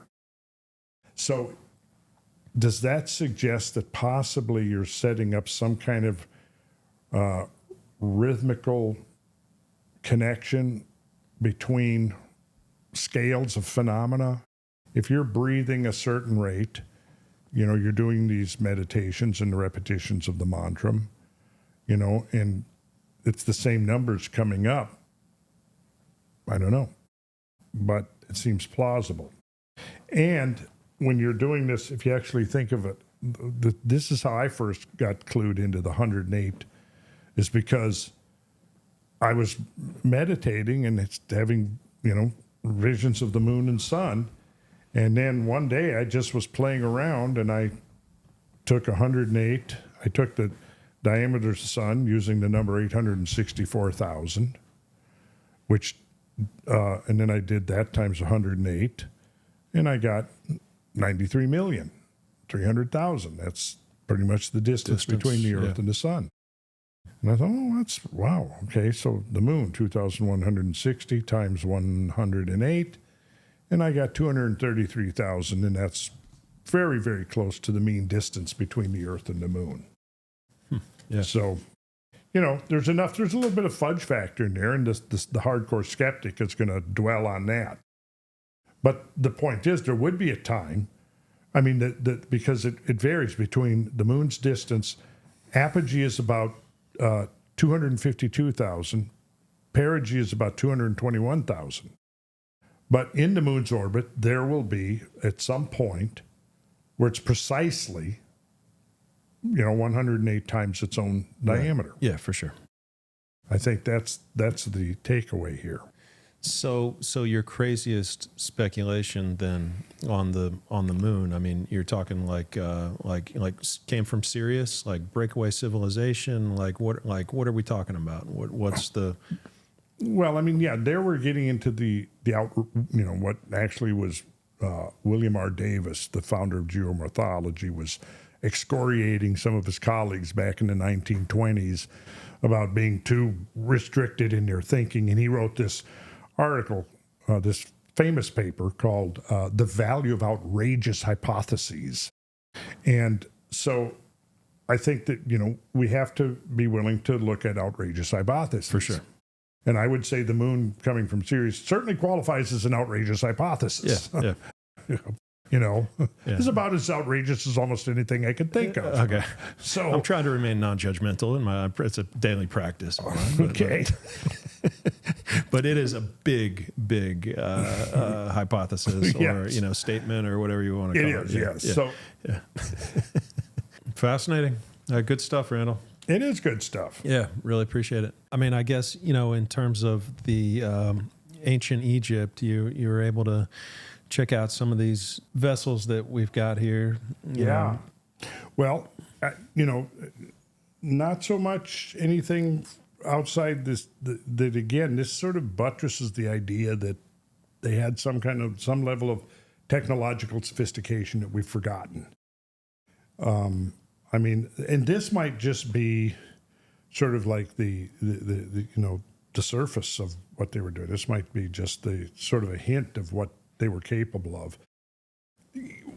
See, one of the things that I've sort of made it my goal to do, and I'm seeing people, online now who are either academics or trying to defend the academic point of view, who are critical of some of the things I've said.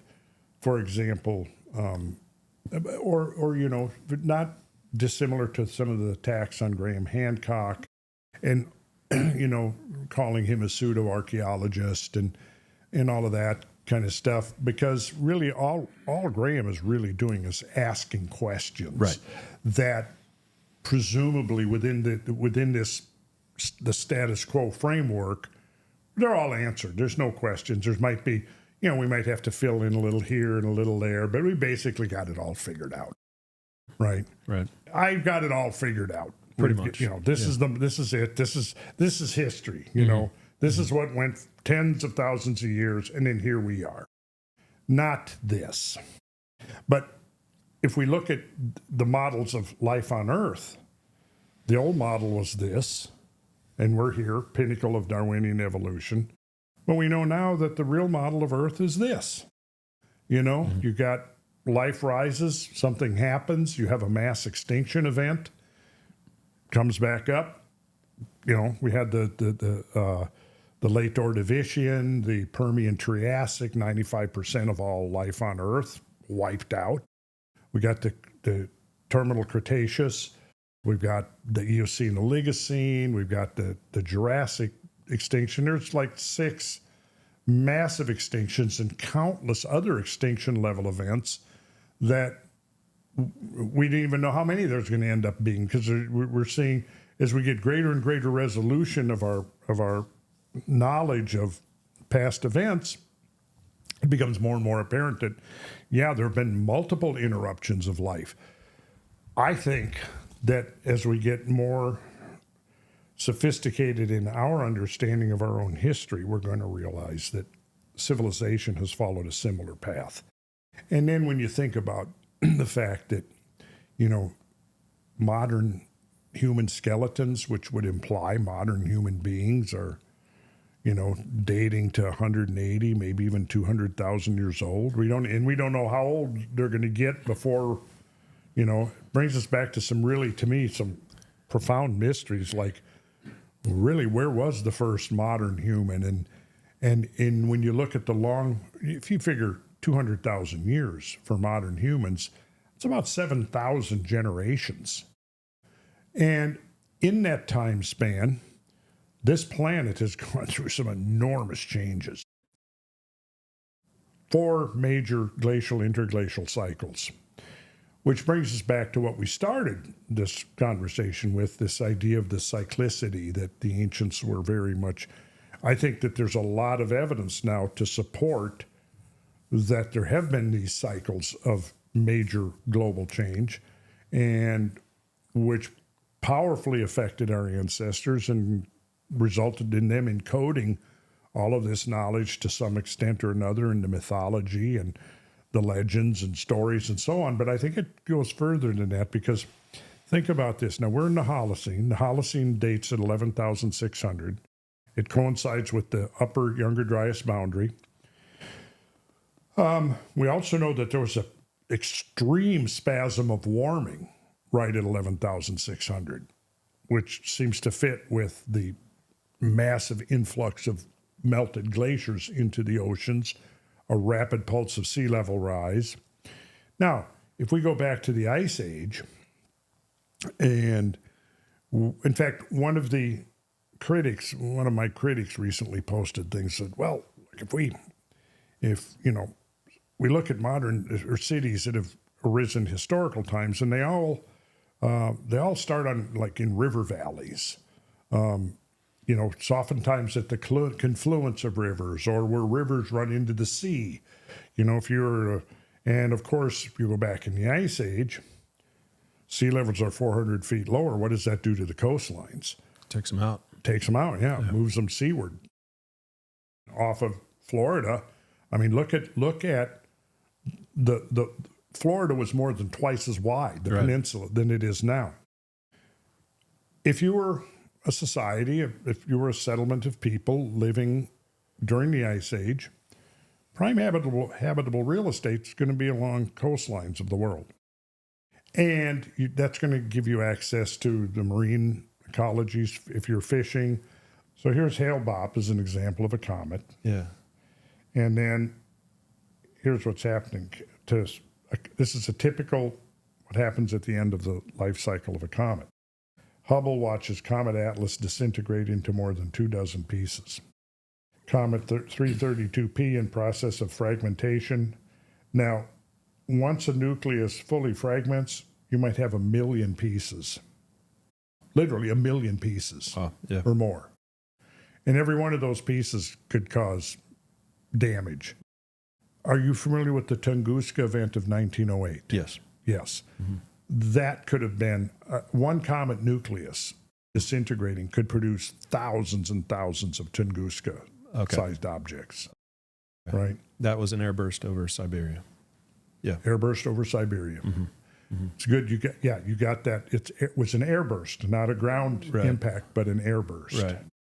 Now, we saw the crater in Arizona, right? Mm-hmm. Kilometer wide, 600 feet deep, hole in the ground.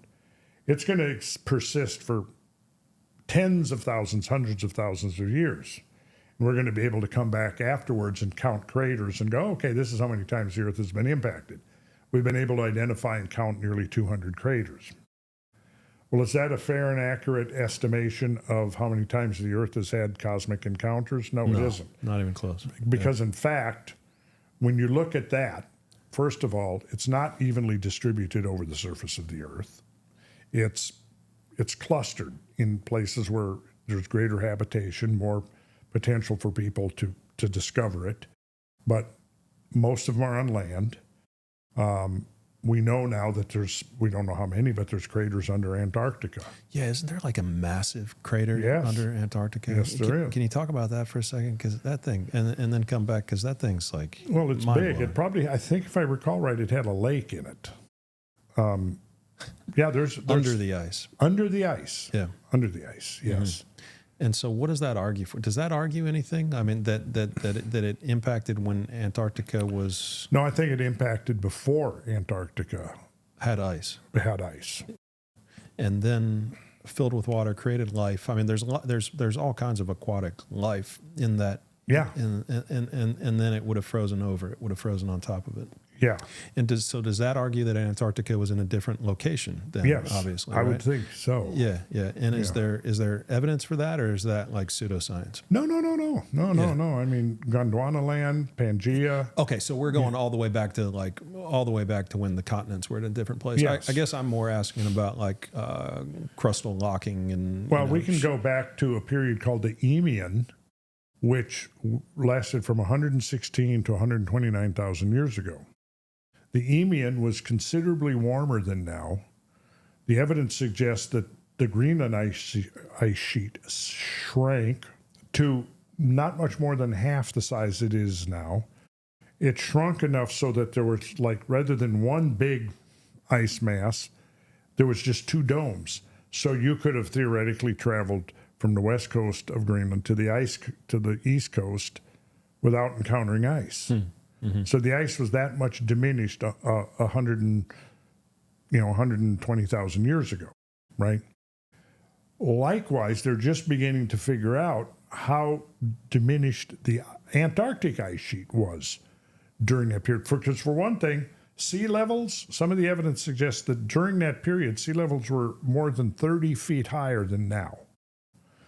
Well, that means that there was a major melting of ice sheets all over the world. Now, if you lose a third or a quarter or maybe more of the Antarctic ice sheet, now you've got large areas of Antarctica that are deglaciated and probably habitable.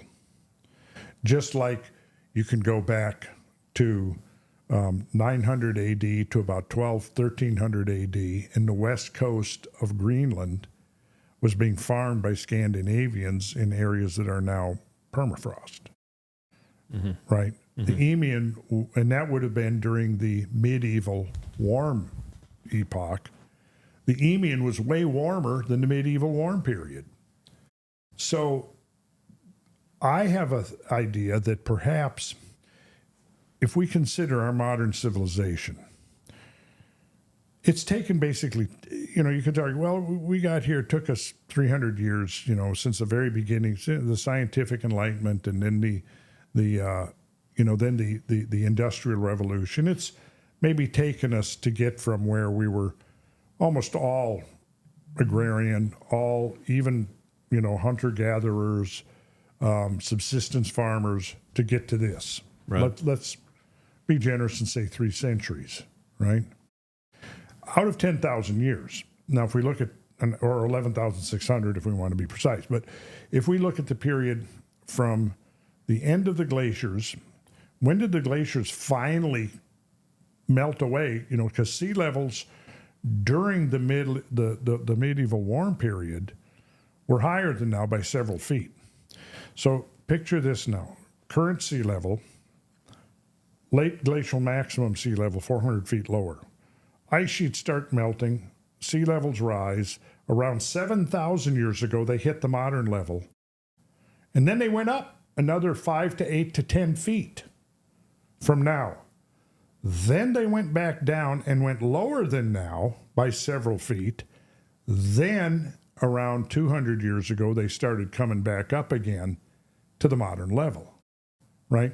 Which is kind of different than what we're kind of being spoon-fed, this idea that we're in this unprecedented sea level rise right now. It isn't unprecedented. Sea level's been doing this as long as we can go back. As long as there have been glaciers forming and melting away on the land, sea level's been responding. During the Eemian, you had if you think 116,000 to 129,000, that's 13,000 years. That's almost the length of time from now back to the Younger Dryas. It's half of a great year. Yeah. It's half of a great year. Exactly. Now, during this time, you've got this major melting of the ice sheets. You got rise of sea level, right, which is going to drown, like, for example, it's going to drown a lot of Florida, right? But, I mean, it's 30 feet higher, let's say 25, 30 feet higher. The peninsula of Florida is going to be much narrower, but there are large sections of Florida that are higher than sea level. So just like when sea level was lower, Florida's more than twice as wide. If it's 30 feet higher, it's narrower. And likewise, it would have drowned a lot of the coastal plain of the whole eastern United States, using that as an example. Okay, so now, one of the things, if you think about what's necessary for the rise of civilization, well, the one fundamental thing before all else is food. You got to have food, Now, we go to the Little Ice Age, 13 AD to about 1850 AD. 1300? Yes. AD to 1850 AD. Yeah, that 500-year period. Yeah. Now, during that period, glaciers worldwide swelled up to the largest they had been since the end of the Great Ice Age. 2 things. One, the climate was 1 to 2 degrees colder than now, and sea levels probably dropped by 2 to 3 feet during the peak of the Little Ice Age. The modern sea level rise could be a function almost exclusively of just the post-Little Ice Age sea level rise, right? And okay, so what did we see happen? We go back to the Dark Ages, which lasted from the 500s up to about 900. The year 536 to 540 AD, or 536 to 544 AD, right in there, is considered to be perhaps the coldest decade of the entire last 2,000 years. It launched the Dark Ages. Why? Well, for one thing, you had a succession, in rapid succession, closely spaced collapses of agriculture. That led to famine. Famine led to people getting weak. Opportunistic diseases came in, and you had the bubonic plague. That wiped out a third to half the population of Europe. It brought the great cathedral building era to a rapid end, because the cathedral building era was completely a function of the medieval warm period, when the tree line was 300 to 400 to 500 feet higher than now. The latitude belt at which farming could be conducted was 300 to 500 miles further north. This growing season was longer. So coming out of the medieval Dark Ages, I mean the Dark Age period from early 500s to the early 900s was a cold spell. The climate warmed up. Within 100 years to 150 years, population of Europe had like doubled. Lifespans had increased enormously. Infant mortality decreased. Even human stature increased by 4 or 5 inches, right? Because people had 3 or 4 generations of people who had plenty to eat and were nourished, right? It was within that window of time that the division of labor and the wealth and the leisure time were such that European society could undertake the great cathedral building era. That took place entirely within that window of the medieval warm period.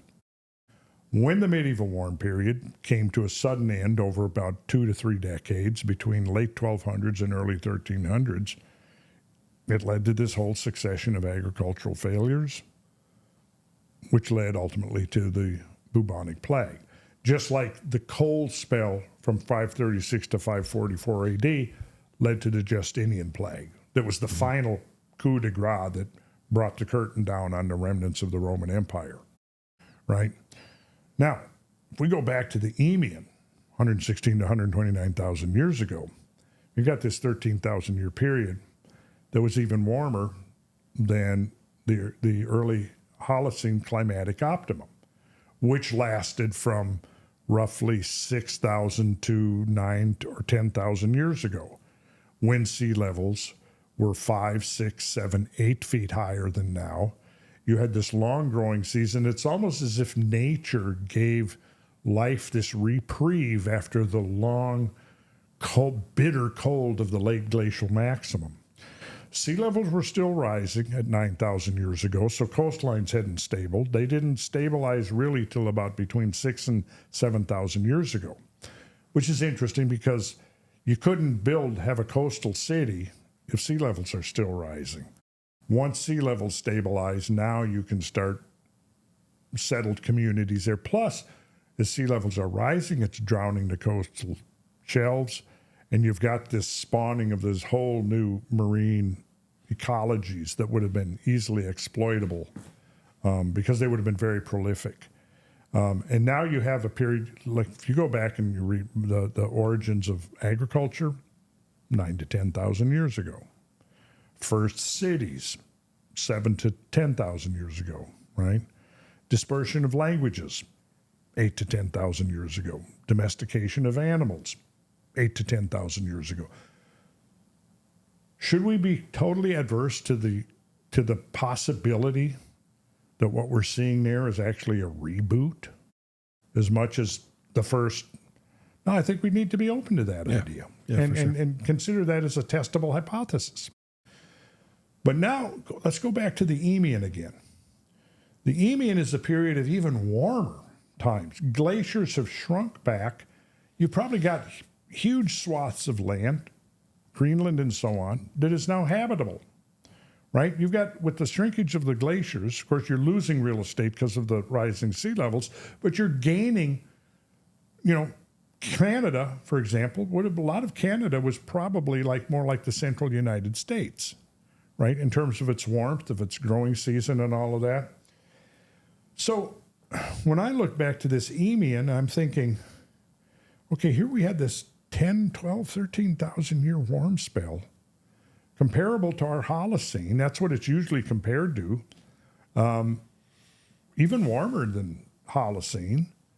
Long growing season. Probably a very healthy ecosystem and stuff.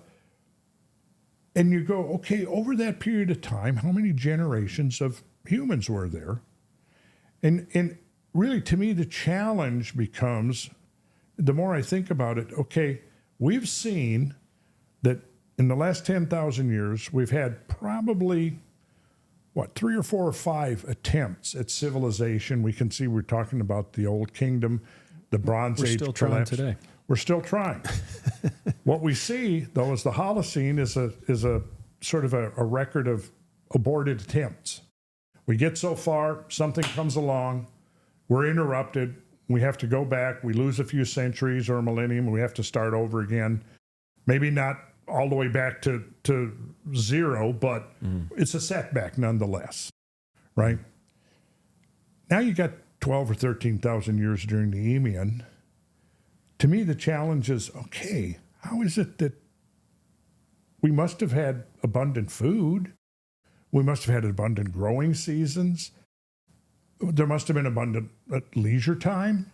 I mean, how is it that we didn't create civilization during that window of opportunity that possibly was even more conducive than our own Holocene? Yeah. So we could have. Absolutely. There were more predators back then. If we didn't, then I mean, you had all kinds. All the predators that went extinct during the Younger Dryas. With the short-faced bear and the American lion and the saber-toothed tiger, and the list goes on and on and on with all those predators that would have been difficult to, or some if we were settling on the water and we had, flooding, and it could be difficult to establish a civilization. No doubt there would be challenges. Yeah, for sure. But would that be enough, though, to completely eliminate that possibility? Yeah, no, it wouldn't be. No, the possibility's there for sure. Yeah, that's what I would think. Yeah. So do you think that any of the ancient structures that we see around the world, any of the big megalithic structures that we see around the world, the large stones, do you think that any of that can go way back farther into time than what we think today? Yes. And what are those things? Where would you go first? First of all, what's the most obvious? Well, the megalithic stones, because, as a builder, we've built all kinds of things out of wood and masonry and stone, brick, block. And I can say, as we build today, we build all kinds of things out of stone and block and concrete. We're not building with 50-ton stones. No.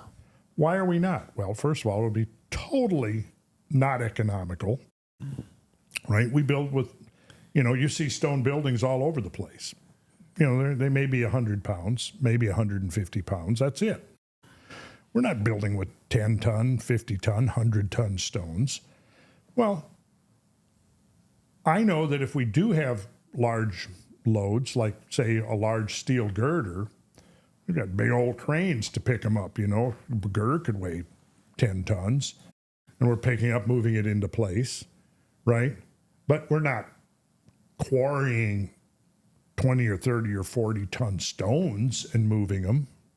And why? Well, just because it would be totally uneconomical to even attempt that. Well, what's true for our modern society would be 100 or 1,000 times more true for a hunter-gatherer society. The disconnect is so extreme, I just can't wrap my head around it. Dude, look, you got a 50-ton stone there. Okay, so these nomadic foragers are taking in their leisure time, they're quarrying 20. Yeah, look at here. I've been there. Yeah. I mean, come on. Look at Beall. Look, I mean, all over the world. Now, we could conjecture that there might be some society, idiosyncratic society that for whatever reason is obsessed with quarrying and moving and building with huge stones. Okay, that would be, to me, tough enough to, look at this. Here we go. This is, now, don't tell me that this is hunter-gatherers. Don't tell me this is subsistence farmers or nomadic foragers. No, no, And for you to maintain that, but then accuse Graham Hancock of pseudo this and that. Come on. Yeah, right. Come on, So here's what it seems to tell me, that you've got this happening all over the world.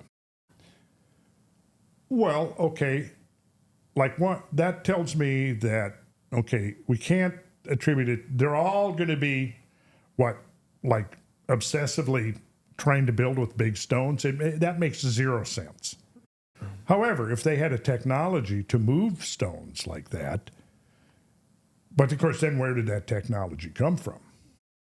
Now, there we have to maybe turn to the testimony of some of these ancient cultures themselves. And how did it spread across the world? How did for people who were not connected, who were hunter gatherers essentially, how did all that technology spread across the world to all these different civilizations who just started building with these huge megalithic stone blocks?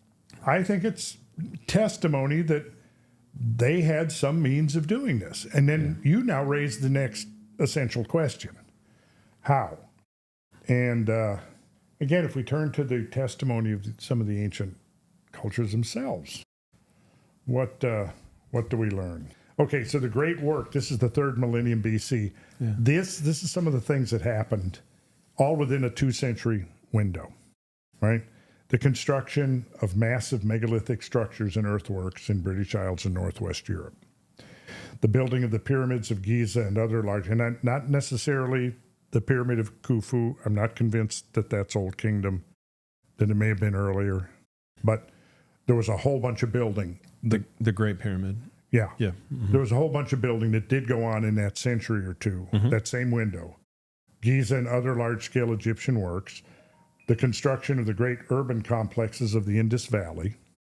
The building of the ziggurats and other great temple complexes of the Mesopotamian Valley, and the first wave of monumental earthworks in North America.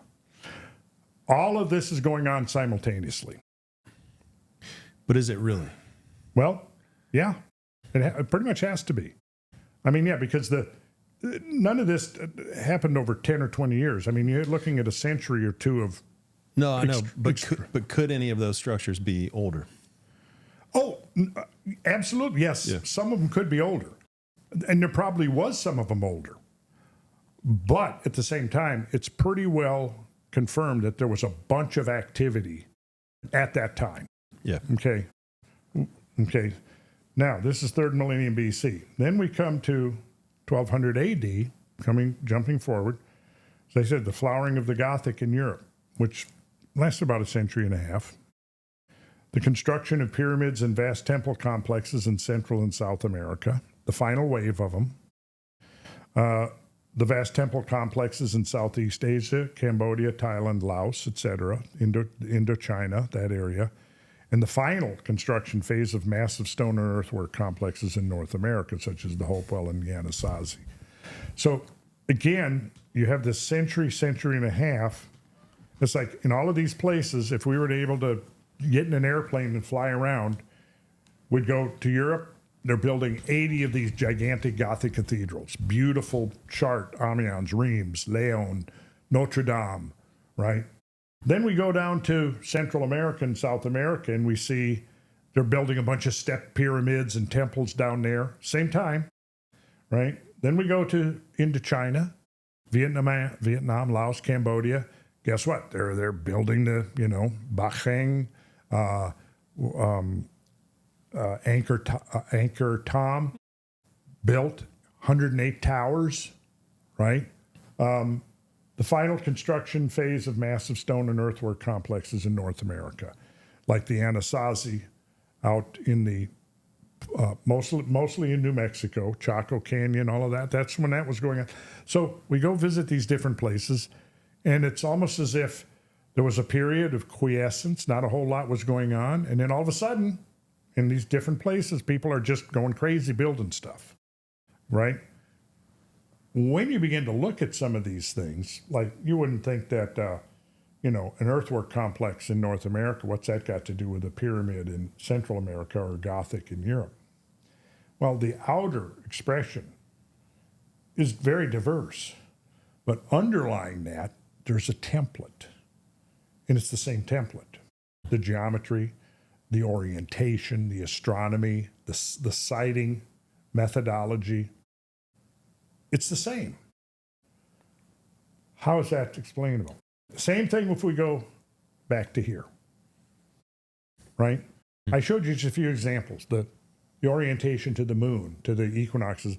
Why would somebody in Europe be building structures and then holding ceremonies to commemorate the summer solstice sunrise, and then at Fort Ancient, Ohio, they're doing the same thing? Two different sides of the world, almost the same thing, same morning, rituals. Why? And yet you don't need to do that. I mean, that is not necessary.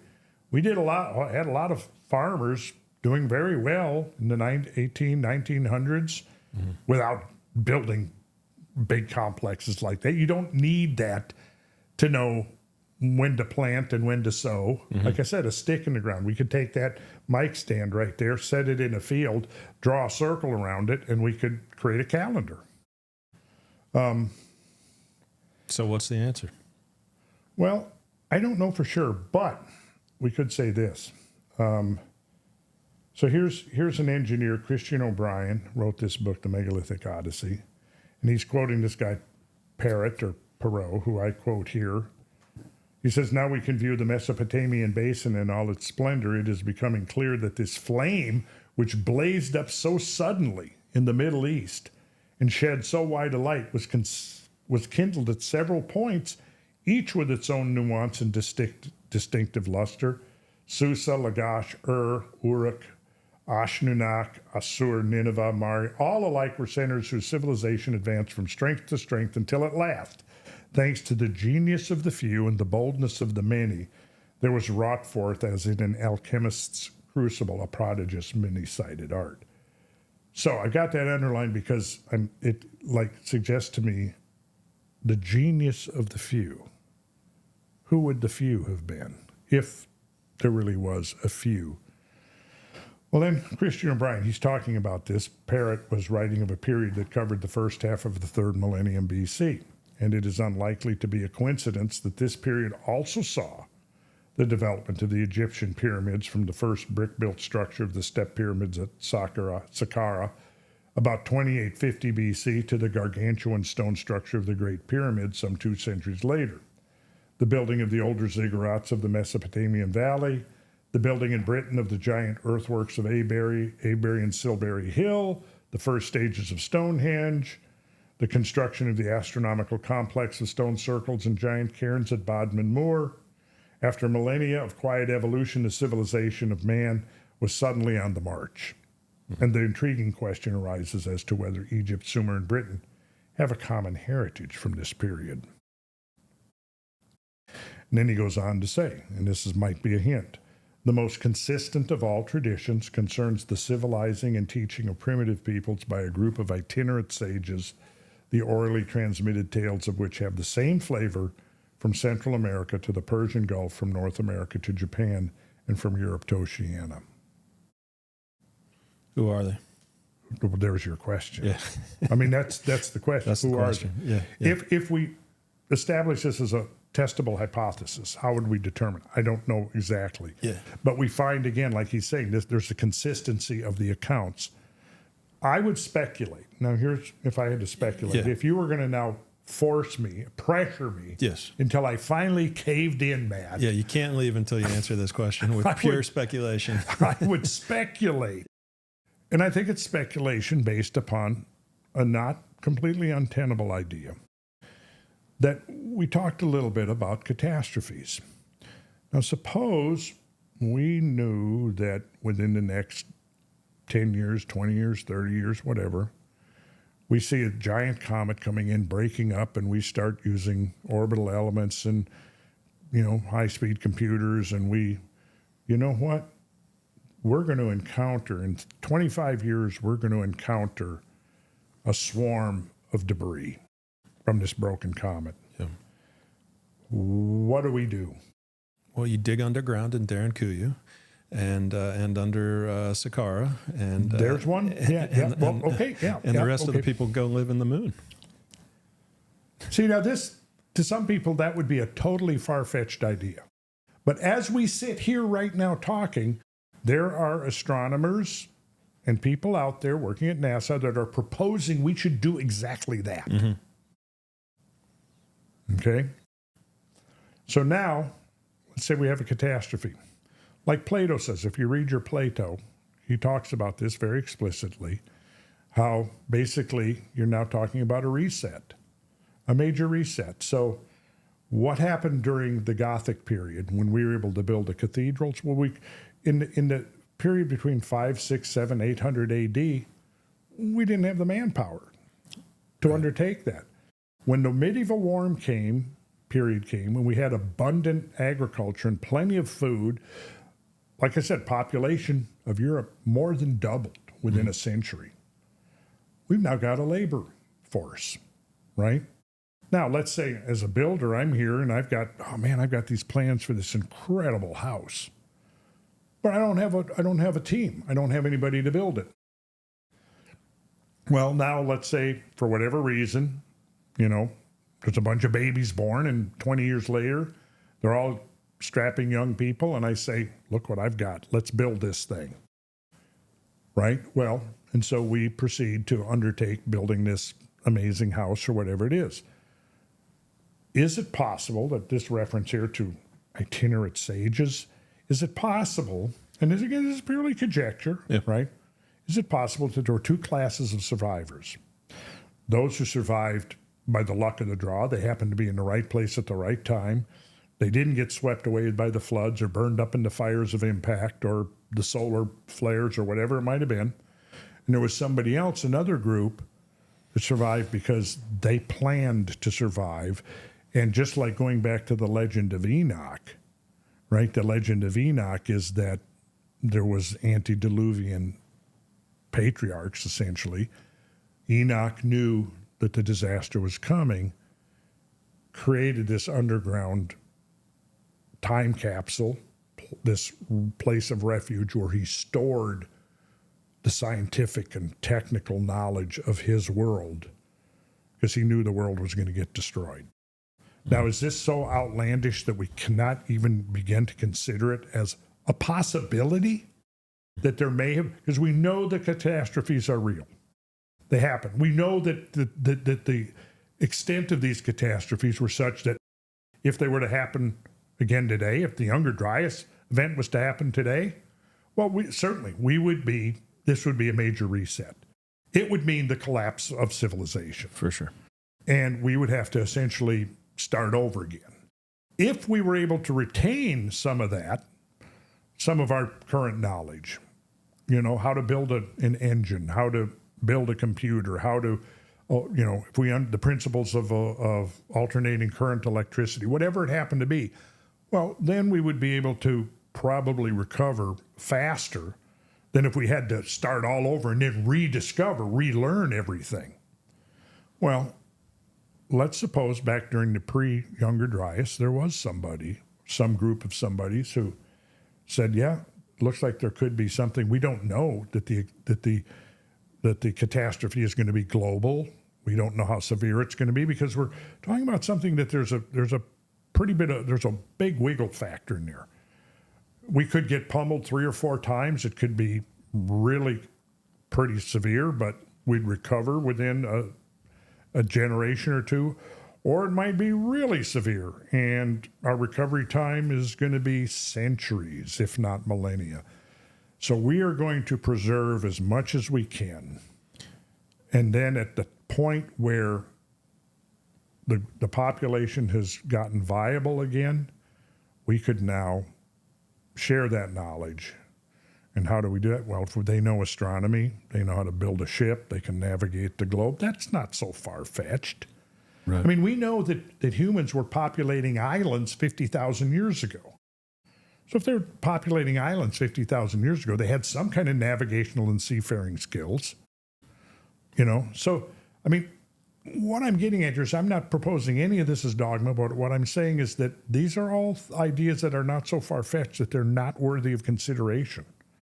And once you start considering them within the whole context of all the unexplained anomalies of history, it seems to be able to explain a lot of things that are otherwise not explicable within the conventional framework of history and prehistory.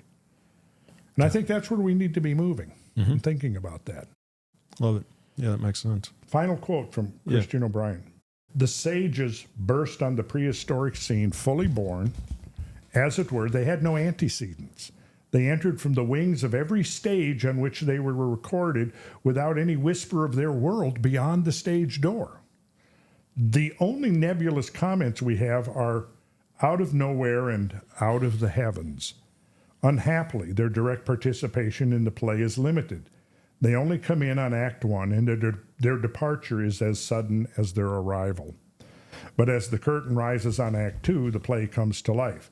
Other indigenous men of knowledge have taken their place.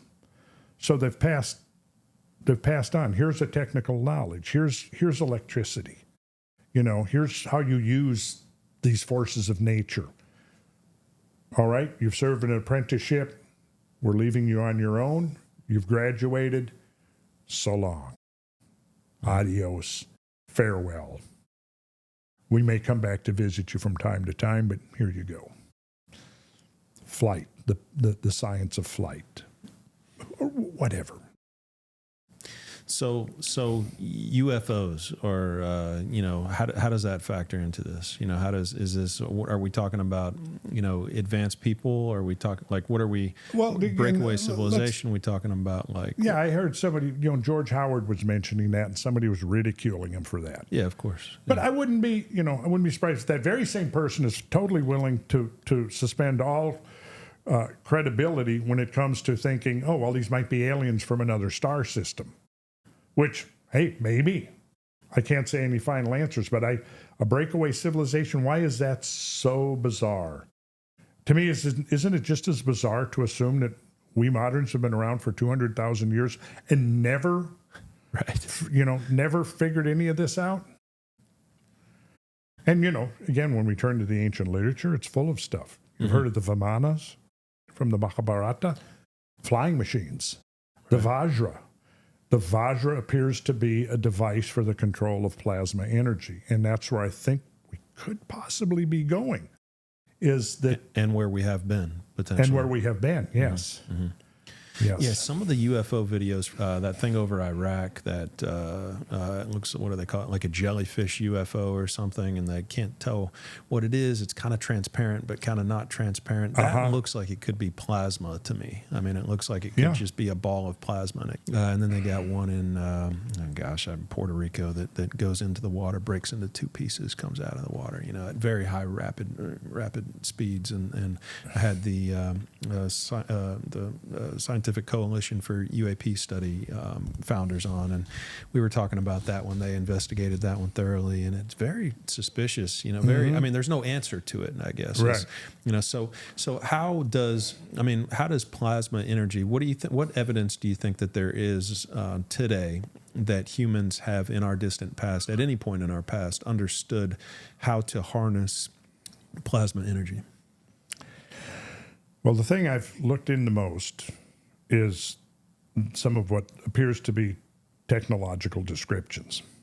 The Vajra particularly, because we see Indra in ancient Indian mythology wielding the Vajra, which was Indra, it was considered to be the ultimate power of the universe.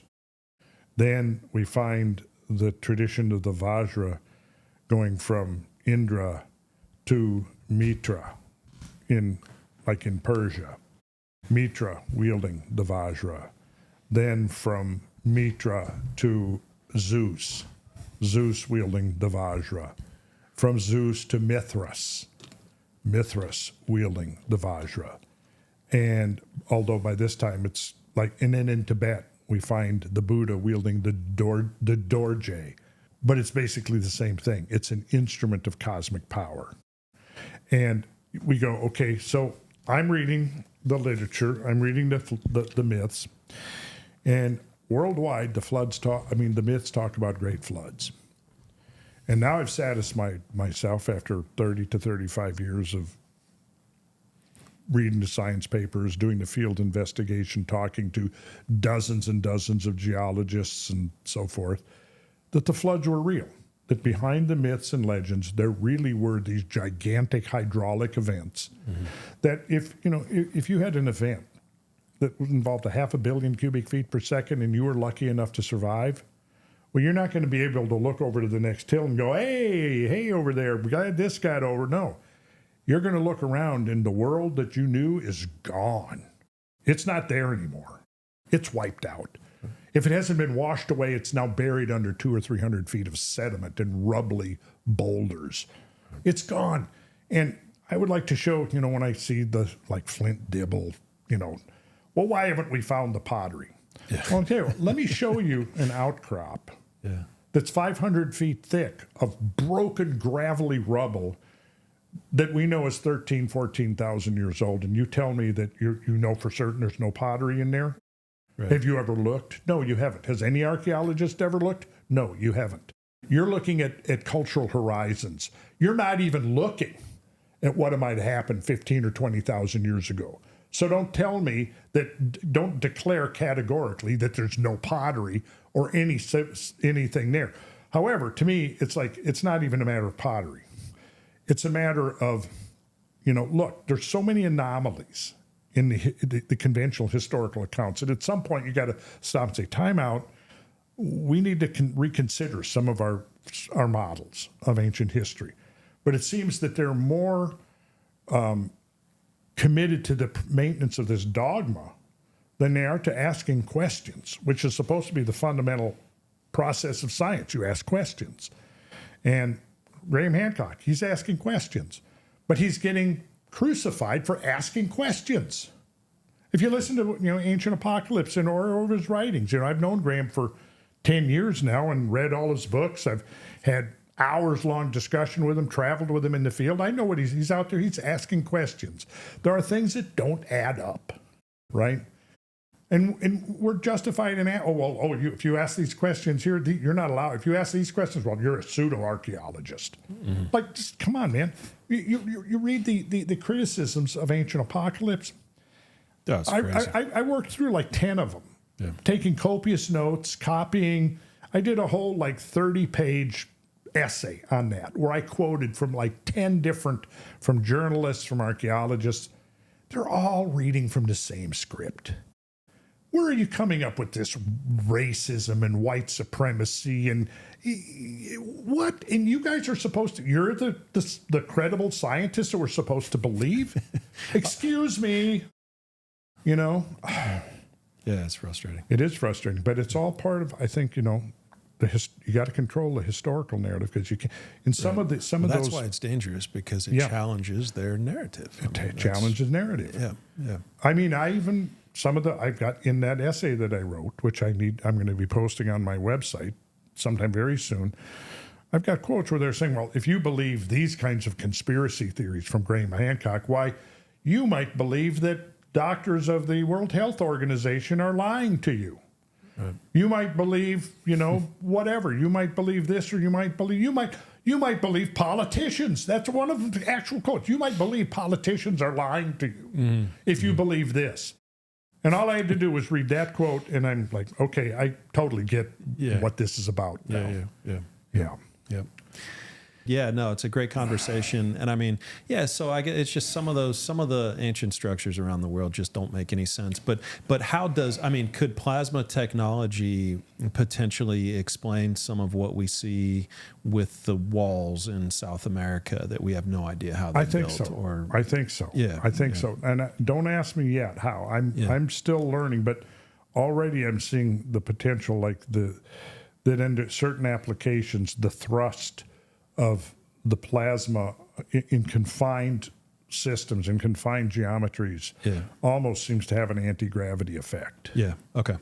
We'll both come away from the Cosmic Summit with a deeper insight into this. And we'll have the opportunity to engage some of the people that have been, Malcolm himself, some of the other people that have been working directly with it. Yeah. Who's called you 3 times during the podcast. He's probably trying to tell us something. Yeah. He wants to give us some big... Yeah. This was Julie here, so I probably do need... That might be a signal for us. Okay. We got to wrap it up. We do. I mean, we could go on, but we'll definitely do this again. We'll have a chance to... For sure. Engage in it'll be fun at the Cosmic Summit. Yeah, for sure. You bringing any of your family? No family on this one. Okay. They're gonna stay back. But Ryan's close enough to my Yeah, family. he told me he was going to be coming. Yeah. Okay. So, looking forward to that. What are you covering in your presentation on? Well, I think what I'm going to do is I'm going to use the Grail Stories as kind of a framework, because I think this is a good place to conclude, which is that if you know the Grail Stories at all, they're very unique. They all came out. In fact, the 24 or so Grail romances, as they're called, came out in a 50-year period between 1175 and 1225, which is exactly the apotheosis of that 1213, right in that window. It was the same time that we see the rise of Templarism, the rise of Catharism. We see the first schools of Kabbalah. We see things like the Tarot emerge. The troubadours, which was very interesting historically if you've ever looked into what they were doing. I mean, they were kind of like the internet of their day. I mean, they were traveling around, and they would come into the various towns and castles and things, and they would sing, they would dance, they would juggle, they would have entertainment, but they were also initiated into, if you want to call it, the secret doctrine. So they were spreading the news, and I think that they were an integral part of this whole campaign to build these tremendous, inspiring monuments in stone that Victor Hugo accurately called textbooks of Hermetic science. Yeah. Gotcha. And you had of course, you had the guild craftsmen, the rise of that guild system, and the beginnings of Freemasonry, all within that narrow window. So it was a very interesting time, and I think it was very, very influential. Barbara Tuchman wrote her book on the High Middle Ages called A Distant Mirror. We go back and we look at that period, and we realize that I think that is what kind of launched everything that came after that has led to us sitting here with this technology, all of this. It took a little longer than planned, I think, because of the Little Ice Age, which was pretty brutal. And but yeah, here we are. We got through the Little Ice Age, and we've had the modern warm period, and it's not nearly as bad as they want us to think. And I've gone into great detail on that, which is another subject that we could get into in deeper discussion. With a little bit of release of carbon dioxide. I'll mention this one fact. When, during the late glacial maximum, carbon dioxide levels dropped to 180, even lower, 180 parts per million. We'll use that. How many years ago? Well, this would have been, during the late glacial maximum, 13 to 20,000 years ago. Yep. Okay. If it had gone another 30, now bear in mind, for context, the Great Ice Age.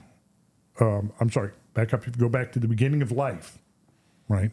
What is called the Phanerozoic, the period of visible life, let's say, since the beginning of the Cambrian times. For the vast majority of that time, carbon dioxide was much higher than now, 1,000 to 2,000 parts per million. And the biosphere was thriving. I mean, it was. And then we get to the ice ages, and the oceans cooled down. And I think the ice age was primarily the result of an inactive sun, which we know there's evidence of the sun going through inactive phases, and possibly increase in the atmospheric opacity, which is the result of possibly two things. Extraterrestrial, we encounter a debris of a disintegrating comet. It fills the atmosphere. Volcanic eruptions can do the same thing. The last year without a summer, 1816, was 4 closely spaced volcanic eruptions caused the last great subsistence crisis of Western civilization. So I think what happens is you have these periods where the climate can cool down. When it cools down, the oceans cool down. When the oceans get colder, the solubility of carbon dioxide gas increases, right? The oceans start sucking carbon dioxide out of the atmosphere, right? Okay. Now, one of the things that happens when that carbon dioxide is sucked into the oceans, it gets taken up by calcium carbonate shell-bearing, creatures that build their shells out of calcium carbonate, which are all the bryozoans and the foraminiferas and all of those guys. They're now taking that in. They're dying. Their mortal remains sink to the bottom of the ocean and become part of the limestone bedrock. Now it's locked up for 100 million years, unless something else like a volcanic eruption comes along, or we decide to extract some fossil fuel and drive our cars with it, right? Now we're releasing some in. Right. But here's the thing that most people don't realize. We're talking about most of Earth history, 1,000 to 2,000 parts per million carbon dioxide. During the late glacial maximum, 180 parts per million. If that dropped another 30 parts per million, we're looking at the death of the biosphere. Wow. At 150 parts per million, there's not enough CO2 pressure in the atmosphere to catalyze photosynthesis. The plant realm, the bottom of the food chain, dies. Wow. That's how we came like this close to a carbon dioxide extinction level. Wow. I think that really what we're doing is exactly what the biosphere would like. We've increased by about 150 parts per million, which is still way below the average for most of the time that life has been here. And you know what we see? We're seeing a greening of the earth. We're seeing plants and forests grow where they haven't been growing throughout this, at least since the beginning of the Little Ice Age. And see, but we're not allowed to talk about that. If we go on to YouTube and we talk about that, and this has happened to me. I've been shadow banned because I've talked about that. I've been talked about the fact that carbon dioxide might actually have a beneficial side to it. And they don't want to hear that that the greenhouse effect, the ability to capture heat, basically by the time you get to 150 parts to 180 parts per million, the thermal capture ability of carbon dioxide is pretty much exhausted. So in that first 100 parts per million is where almost all of the heat capture occurs. And then when you get to that 150 to 180 parts per million, the thermal capture function of carbon dioxide gives way to the photosynthetic function of carbon dioxide. Fodder for the next time. Yeah, fair enough. Yeah. Because there's a lot more we could talk about. For sure. Yeah, no, there's a lot of topics. There's a lot more stuff that I wanted to ask you about, and I know that I would love to have you back on at some point and be able to chat about some more topics, but I feel like we dove deep into a handful of things that were super interesting and hopefully, really enjoyed by the audience. So that's all we can ask for. Yeah. I love how deep you go into all of these topics and how thoughtful you are on them, and obviously you spent a lifetime and a career thinking through. And I don't claim to have every detail right. I absolutely don't. Nobody does. But like we were talking about earlier, I mean, pushing past what we know today and past the dogma and past the books and past and exploring and exploring things that just haven't been explored before is how we learn and how we move forward. And so, no, I really appreciate you. Be willing to ask questions. Exactly. Right.